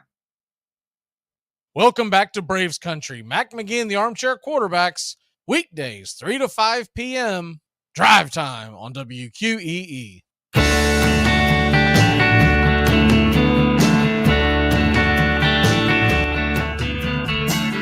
Welcome back. Taking you all the way to the top of the hour. Farrell Coast to Coast will take over. Remember tonight, 6:30. It's the Air Force Heating and Air pregame show. 6:30 to 7:05. 7:05, the puck drops, and it'll be the River Dragons, number one in their division. Actually, number one in the league. They are taking on Port Huron, the number 3 team. And it's a back-to-back game. They'll play tonight and tomorrow night, both games live right here on the Key, same start time. So big sports weekend for you. Let's put the River Dragon game aside and talk about games that are going to take place on this actual weekend on Saturday, Sunday. Now, you do have some college football games, and I am actually interested in the Missouri Wake Forest game. Yep. Which I believe that's 6:30 tomorrow night. That's actually a pretty good game. Mm-hmm. And if you're looking for a lean there, if you're looking for, where should I go? Wake Forest, I think, is going to win that game. And I'll tell you why. Missouri, a lot of the Missouri defensive players have opted out, and Wake Forest should be able to name their score. Now, last night, everyone was under the impression that Southern Alabama or South Alabama was going to take it to Western Kentucky. Instead, we found out South Alabama's a fraud, and they got their doors blown off. I could not believe that game. Listen, all these national prognosticators who are sitting right in Las Vegas, who are making these predictions, and not one single one of them, they didn't give him a chance to even make it competitive. They were all saying, "Oh man, South Alabama, they're going to roll them, take them." And they never looked like they belonged. It was 24-3 going towards the end of the first half. I ended up turning it off and going to bed. I was like, I'm not sitting up and watching this. They do not look like they can even slow down the Western Kentucky offense. And South Alabama's quarterback is just, man, not good. Not good. I would say he's not declaring himself eligible for the NFL draft just yet. But I'm curious to see where you're going to go this weekend. You get 3 games, only 3 games, because you're going to be around family and friends and everything and drinks and all that. What 3 games, if you could only watch 3, what 3 games are you watching this weekend? Give me your first one. My first one, I'm going to actually keep it locally here and go to Buffalo at Chicago. which will be on Saturday afternoon. And why not, honestly, Josh Allen and Justin Fields, those two quarterbacks, the elite play that can go on there. Now, the weather is going to play a factor. It's going to be real cold, probably in the I've seen that line has dropped quite a bit. The over-unders dropped like 3 points. A lot of the over-unders are dropping all around the country. Yeah, the wind's going to be absolutely nuts. All right, so if you're going to take that, I'm going to go. My first one will be Giants in Minnesota. That game's at 1:00, and I really like that game. It's big for both teams, not as much for Minnesota because they have clinched the division. Though Minnesota's got an outside chance. I mean, you could get a Philadelphia collapse with no Jalen Hurts, and True. maybe they find a way to get into the first round. But the Giants, if they could win, that would be huge. But I'm also interested to see, because this could be a preview of the first round of the playoffs. There's a very good chance that the Giants could end up right there towards the bottom and have to go to Minnesota. And I want to see, can Daniel Jones deliver against that Vikings defense, which has been a sieve all year long. But Daniel Jones hasn't exactly looked like an MVP candidate. Correct. What's your number 2 game? And by the way, we did not compare notes, so we're going to this blind. Oh, hey, I like it. Even better. My number 2 game, I'm going with actually tonight's game. You know, it's a couple nights before. It's a big game between the Jaguars and the Jets. I want to see when the Jaguars are on national TV tonight, where they now have a decent fighter's chance at the division if they show up to play. I want to see if Zach Wilson, who's going to, you know, we all know his rodeo story this year, is he going to step up tonight? There's a lot on the line, and one team's headed up, the Jags. One team seems to be headed down in the Jets. So I really, really, really want to watch this game and lock in. Yeah, we'll be covering the game. Yep. Tones and I, we'll get into a breakdown of that here in a little while. But the biggest thing with that to me is a couple of things. A, the weather. The weather's supposed to be horrendous tonight. My lock of the day for betus.com is the under in that game. I grabbed it at 37.5 this morning. It's already dropped a full point. Goodbye. It's dropped 4 or 5 points since the beginning of the week. Because I teased it at the beginning of the week and have it at 48. But that was when it was a 6 point. So it was 42 at one point, and now it's 36.5. That's how bad the weather's being projected. Now, if somehow the weather clears up and someone is banging it over, man, it's going to be smooth sailing. But they're talking about 80-90% chance of rain, and the wind, sustained winds around 25 miles an hour. Yeah, and you know, I feel like a lot of people don't talk about it. You know, the weather's going to play a big factor. And then number 2, this is the number 1 versus number 2 overall pick. I feel like on social media and TV, I usually hear more about it, but that's a huge deal. And it seems like one's headed up and one's, I don't know. Well, something else, you know, not to be slept on. If you're in fantasy football, yeah, and you're in the semifinals, which most people are in this round. Are you gonna start Trevor Lawrence in that driving rainstorm? I'm not. Well, get this. My buddy had Lamar Jackson, who's obviously out. He decided for some reason to pick up Zach Wilson. I don't think he knows what no. Are you playing him? I wish I was. I might play him next round. But playing him, don't say anything. But if he's actually a friend, I'd give him a heads up. I might have to. Faster. They're going to, and here's the other thing. Bam Knight is banged up. They say it's going to be a game time decision. They're going to try to give it a go, but they may not even have a running game. And yeah, exactly. He's my roommate. I might have to tell him. My number 2 game, 4:00 Saturday afternoon, Christmas Eve. Give me some give me some Niners and Commanders. I think that's going to be a great game. Should be a fun slobber knocker. Brock Purdy. Tell me you didn't have this on your calendar. Brock Purdy versus Taylor Heineke in week 16 of the National Football League. But I do think it's going to be a good, hard-hitting game. That will be a fun one. I'm looking forward to it as well. I seriously doubt you have my third one, so you go ahead and run with number 3. Who knows? Crazier things have happened because I'm going to a strange game in some people's minds. Probably, I'm going to go to Seattle and Kansas City. The reason I'm choosing that game is, look, Seattle is 7-7, and I feel like a lot of people are discrediting them now. They still have a chance here. You know, I know they've been struggling lately, but they're fighting for their lives this weekend. And Kansas City, you know, we're so used to them just moving along methodically. Patrick Mahomes, it may be number one on the MVP board now with the Hurts injury. Will he be slowed down at all? Could Seattle somehow stop this? Because if he can't, the weather's going to play a factor. If Seattle can't do it and they lose this one, then at 7-8, things aren't looking so great. My number 3 game is this. This is just personal interest to me. Christmas Eve, 8:00 Eastern. We're going to have the Raiders and the Steelers. And with the passing of Franco Harris, you're going to get a lot of the replays of the fact that today is actually is it today or tomorrow? Anyways, this week is the 50th anniversary of the Immaculate Reception. So there is that nostalgia.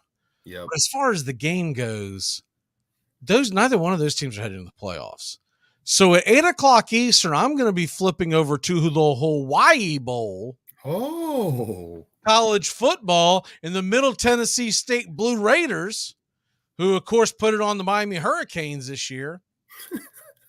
I used to work for MTSU, so that's one of the reasons why they're dear to my heart. And I lived in that town for years. Oh, really? They're taking on San Diego State. They're a touchdown underdog to the Aztecs, but I'm going to be all in. Watch that. I mean, I'll have them both on because I've got like 9 TVs kicking, but to me, that's a much more appealing game, unless you have some fantasy or something that you have bet on in that game.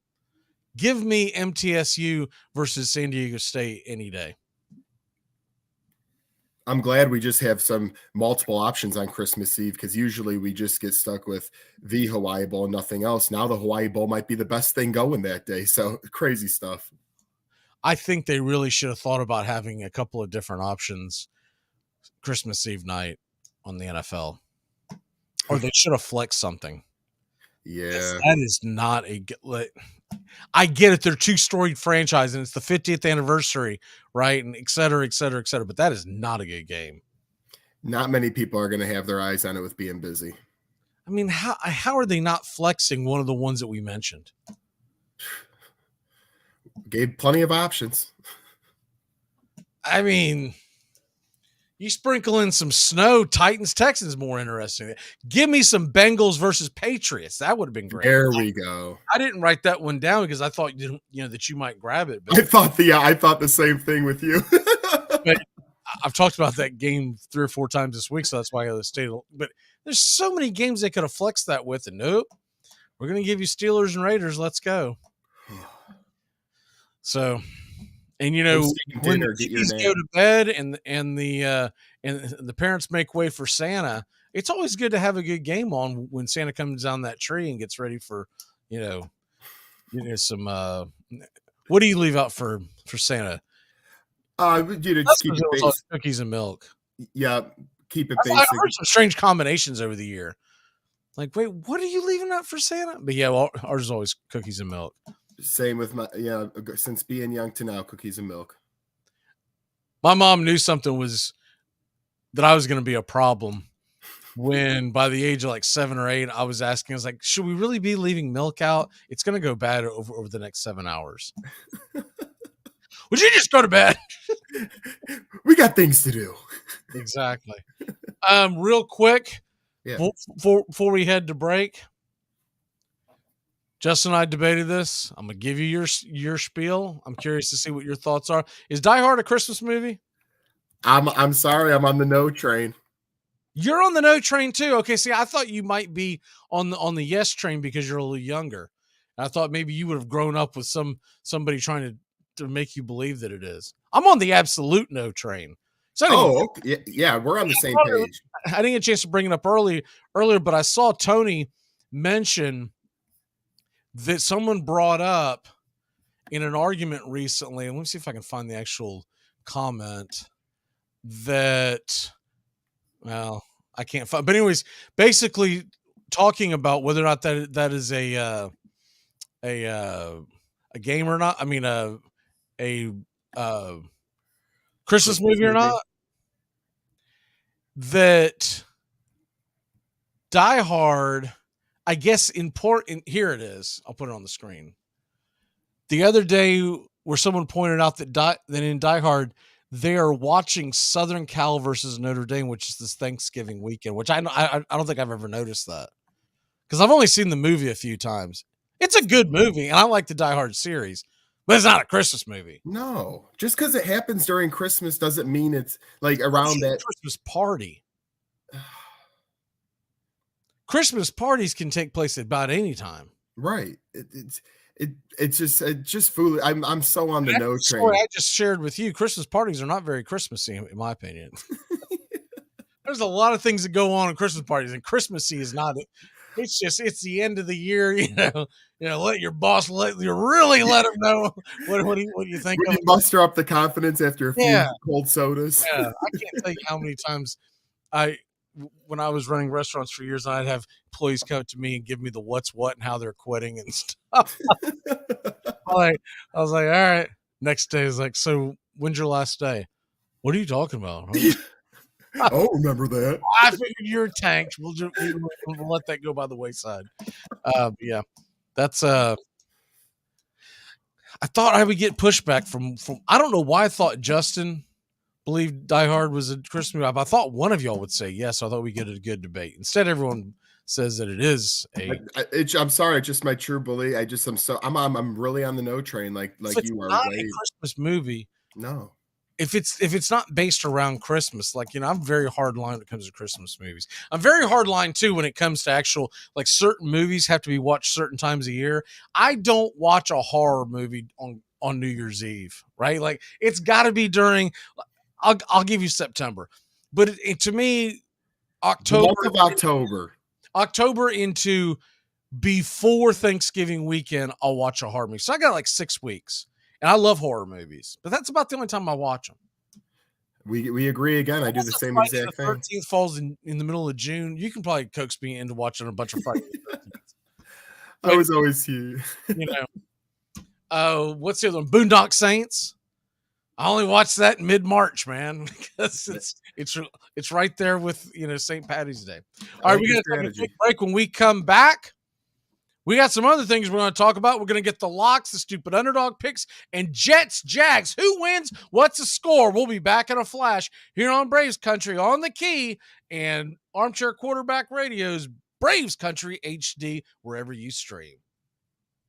He only has 3 rings. Hockey season, and that means new merch over at ourdragonsmerch.com. Get the latest designs and some of our fun new souvenirs ahead of what's sure to be a great hockey season. Celebrate another season of River Dragons hockey by getting a new look to wear on game days, or surprise the big-time sports fan in your life with a new keepsake that will make them a River Dragons fan for life. Order online right now at ourdragonsmerch.com. That's the letter R, dragonsmerch.com. We'll see you at the rink. Hey, sports fans, it's Rod Peterson here, host of The Rod Peterson Show, inviting you to join us daily for 2 hours of Atlanta's funnest sports talk right here on WQEE. I say fun because it is. You've never heard a show like it because we make the listeners a part of the show every day between noon and 2 p.m. Eastern. You'll hear plenty of the best sports talk, including the latest on the Falcons, the Braves, and more. And who knows, you might even hear you. That's the Rod Peterson Show, daily at noon, right here on WQEE 99.1 FM. Le'Veon Bell, he put out a single for people to listen to on Twitter of a rap album that he's really proud of. He asked for people to critique it. Keenan Allen, the receiver of the Chargers, came back with the trash emoji. Appreciate your honesty. And what's even better, I can't do it justice because we're on radio. You've got to see the video. The video that he put up. Oh my God. It's like the most funny and exciting thing I have ever seen because it's like really bad late 80s, early 90s rap video. But anyways, the video is the best part of the whole thing. He's got a hoodie on. It's staged almost like black and white. He's like under a bridge somewhere where there's like a bonfire going. Hard times. Hard times. Hard times for a guy making millions. He can relate. But the funniest part is when he's got the hoodie on, he's doing poses and stuff like that and kind of jiving around. And then at This is the funniest part. Out of nowhere, sorry, I can't get it out. He comes up from under the screen. So in other words, like Like his, from the Muppets or something? almost like the Muppets. When you see just the figure just come straight up. Yes, the gig comes straight up while he's also in the background. Uh-huh. It's like the worst thing put together ever. I don't know how to edit a video. We could do better than this. I'm telling you. Who's the director, Palsy? Armchair. Welcome back to Braves Country. Mac McGee and the Armchair Quarterbacks. Weekdays, 3 to 5 p.m. Drive time on WQEE. Hey, where's my tickets to the Sonics game? They were here just a second ago. Somebody stole my tickets to the Sonics game! This stinks! This is total BS! This is... Oh, got it. Okay, where's the French fries? I ordered French fries. This stinks! This is total BS! Eddie Vermoy is gonna... Oh, here they are. Where's my power bar? I had a power bar here. Someone stole my power bar! This stinks! This is total BS! This is... Oh, here it is. Hey, where the hell's my assorted tape? This is total... Oh, got it.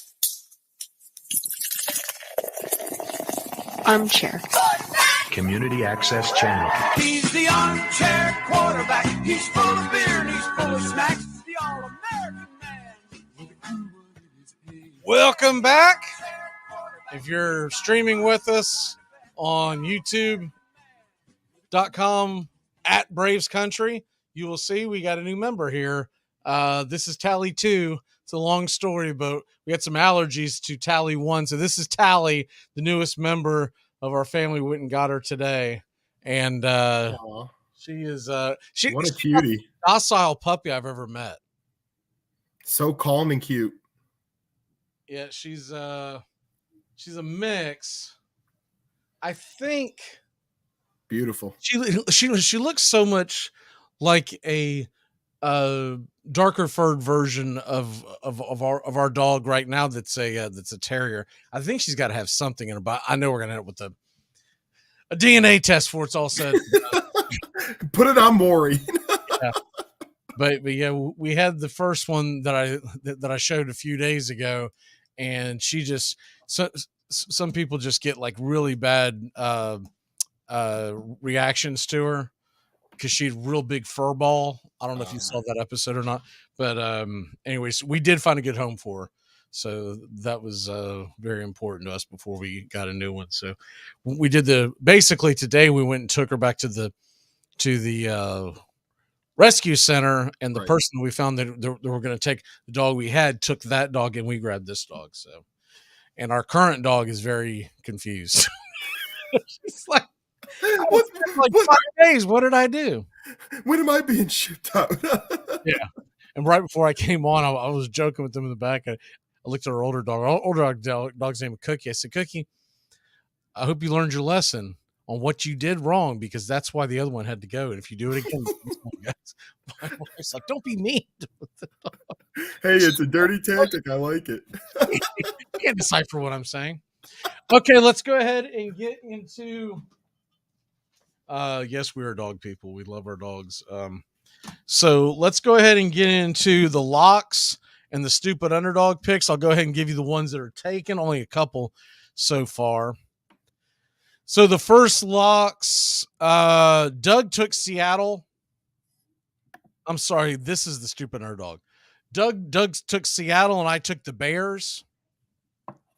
And as far as locks, Doug took Cincinnati -3. I'm going to save my lock for tomorrow. So that's the only lock that's been taken so far. So what lock? You know what? I'll go ahead and take mine.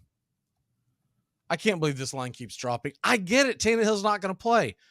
Tannehill didn't play against Houston the first time. They were on the road. They're giving up 3. That thing started off at 6.5. Ryan Tannehill is not worth 3.5 points. Give me the Titans -3. Love that one. Was one of my top. Where are you going? Give me your stupid underdog first. Okay, my super underdog. I'm going to go with the Washington Commanders. They're getting 7.5 at San Francisco. I feel like a lot of people are just going to automatically put San Fran as a W on this one. Hey, you don't know what could happen. Washington's playing real good football. It's a bigger game for Washington than it is San Fran, so I'll take plus 7.5 with the Commanders. I kind of like that one. I've been on so much of the San Francisco hype train that it's hard for me to bet against them. But I'm definitely not taking. I'm not giving up 7.5. There's no. Right. That's just.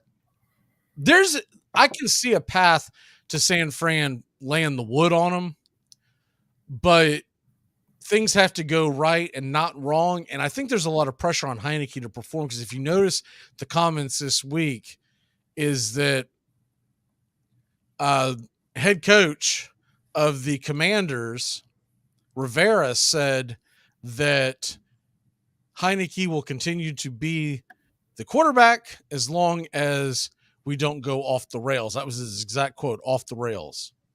That's a lot of pressure to put on him. So he's going to feel like that he has to perform. He may not have to win this week's game, but man, he can't go in there and have a stinky performance like he did last Sunday.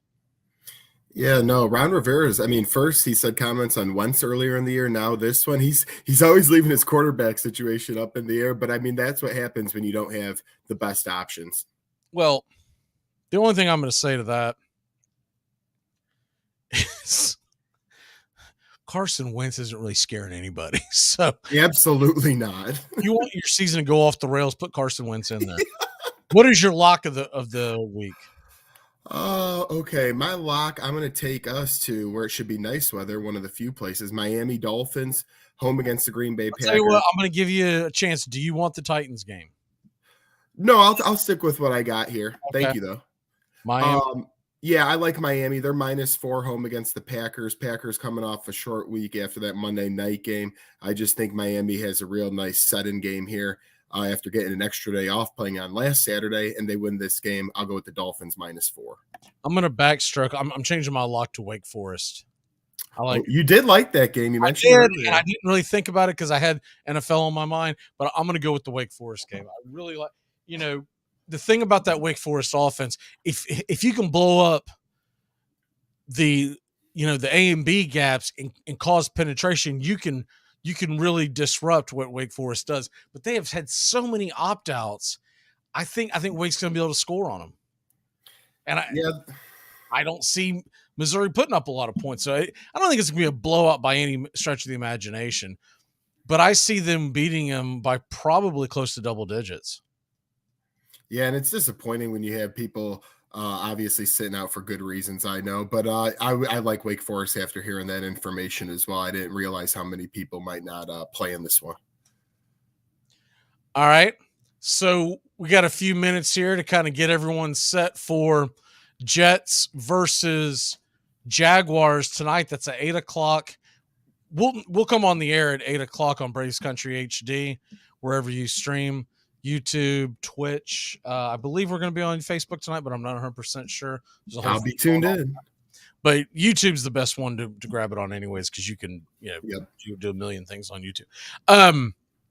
But that game, when you look at the race right now in the NFL for playoffs, right? Playoffs. I mean, that's what the Titans are feeling right now. We've lost 4 in a row, and buddies and me are texting me, man, we got to get it together, because if we're going to make a run in the playoffs, and I can't tell you how many times I've sent that emoji back of playoffs. We're just trying to win a game. It's been a month and a half since we've gotten a dub. Amen to that. Good Lord. Can we make sure that we don't go below the Mendoza line this week? We're 7-7. God bless the AFC South. Unless something kooky happens anyways, that Titans, Justin brought up, that Titans-Jaguars game most likely is going to be for the division. Because Tennessee has to have a 2-game lead going into that. And even if Tennessee beats Houston, Tennessee still has to play the Cowboys. And even if the Jaguars lose to the Jets, Jaguars get to play Houston next week. They switch roles. I feel like there's a good chance they both go 1-1 over the next 2 weeks.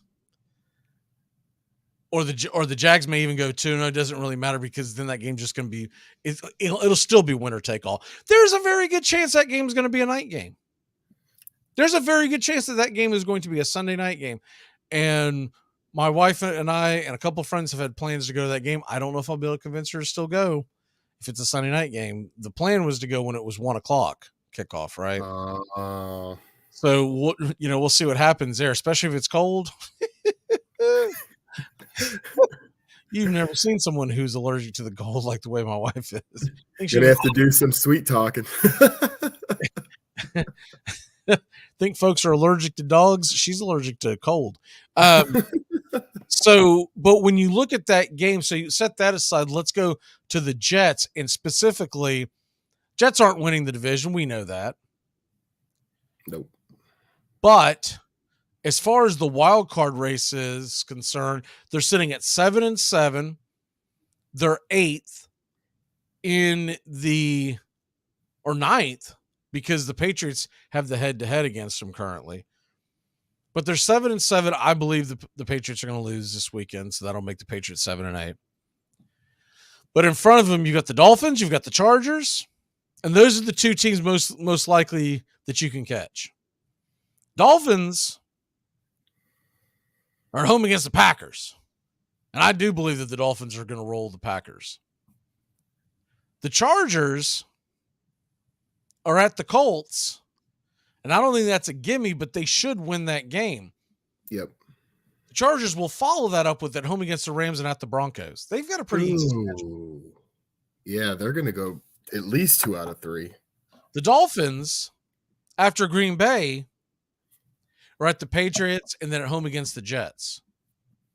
No matter how you look at it, the Jets need to win tonight. If they lose tonight, this game is so massive. They'll need so much help, it will get to almost the ridiculous stage. This game is beyond massive. That's why I laid it out as one of my big 3. It's just critical for both teams, I almost think, but more so the Jets. Yeah, and the other thing is, let's say the Jaguars were to beat the Jets and the Patriots were to lose and the Raiders. Who are the Raiders playing this weekend? At Pittsburgh. Yeah. Oh, that's right. Pittsburgh. And the Raiders win, which is very possible. Who's right below them? Cleveland wins against the Saints, which is very possible. Or Pittsburgh beats Raiders. It really doesn't matter either one because they're both at the same record. You could be 5 wide going into the turn for the number 8 spot, a game out of the final playoff spot in the AFC. Let's get chaos. How about that, though? So that's why the Jets have got to win this game, because I seriously doubt once it all jumbles out, let's say you get a 5-6 game tie there at the end, I bet the Jets don't get the nod because every team I'm thinking of, they've lost to. So that would become critical, and a lot of it will come down to your conference record. The Jets are 5-5, and they'd have a puncher's chance, but you don't want it to come down to that. If you're the Jets, you've got to win at home. Yeah, and they've been struggling lately. So this game, and then they got to go to Seattle, and that's never fun. And then they finish at the Dolphins. And if the Dolphins are playing for something, now if the Dolphins are playing for something and the Jets are playing for something, that'll be your flex game because it'll be New York and Miami, and they'll punt Jacksonville and Nashville. What is your walk off for the day as we come towards the top of the hour? Farrell, Coast to Coast is coming up. And Ryan O Radio Penitentiary tomorrow 7 to 10. Rod Peterson Show noon to 2. Sports Beat 2 to 3. We've got River Dragon Hockey 7:05. The puck drops 6:30 tonight. The Air Force Heating and Air pregame show. What's your walk off, sir? My walk off is going to be the score prediction. I'm going to go with the Jets winning 17-14. So I like where your head's at with that under. I think that's a good play. And I think the Jets just do a little bit more. It's going to be hard to find points, and they come away with the victory. The Jets get it tonight. My walk-off is going to be if you're out somewhere and you can't catch the Jets Jags, you want to catch it, Braves Country on YouTube. Check us out. We'll be doing the play-by-play. It is the audio. It's not the video because YouTube will, for obvious reasons. They care about it now. They just got just wait. Yeah, it's go time. You're getting the cuffs. Tomorrow, 3 to 5. Tones will be with me to react to that game and everything else. And then, of course, Bobby will be in here. We'll be doing our picks. We'll be doing some Christmas stuff. Have a great Christmas, Joey. Merry Christmas, my man. We'll see y'all tonight. Yep. Have a good one. Goodbye, sweetheart. Well, it's time to go. We're back tomorrow with another show. Well, unless we're fired, we'll talk to you then. Goodbye, sweetheart. Goodbye. Goodbye. Guys and gals, it's time to go. We'll see you on the next show. Same bat time, same bat channel. Thanks for listening to Braves Country with Mac McGee and the Armchair Quarterbacks on 99.1 FM WQEE, The Key in Noonan, Georgia, and simulcasting on youtube.com/@Braves Country. Braves Country comes your way weekdays, 3 p.m. Eastern to 5 p.m. Eastern. Please follow, like, and subscribe today. Armchair Quarterback Radio, your first choice for Southern sports. Something of the 5th of September. Something of the 5th of September. She said a lot that I can't remember. Something of the 5th.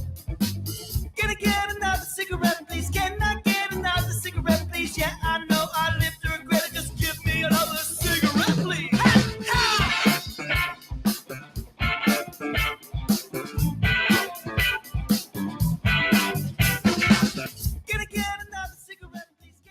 You're listening to WQEE 99.1 FM, The Key in Noonan, Georgia. Are you looking for a reliable dental practice that not only cares about your teeth, but is friendly to work with? How about one that offers great deals and new patient promotions? Well, your search is over.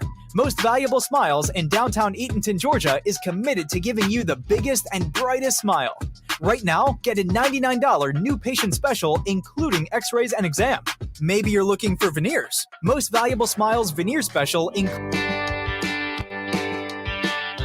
Hey, sports fans. Weekdays, 3 p.m. Eastern to 5 p.m. Eastern. Drive time on WQEE. Braves Country is a Southern sports talk show with Mac McGee and the Armchair Quarterbacks. That's Braves Country with Mac McGee and the Armchair Quarterbacks. Weekdays, 3 p.m. to 5 p.m. right here on WQEE 99.1 FM.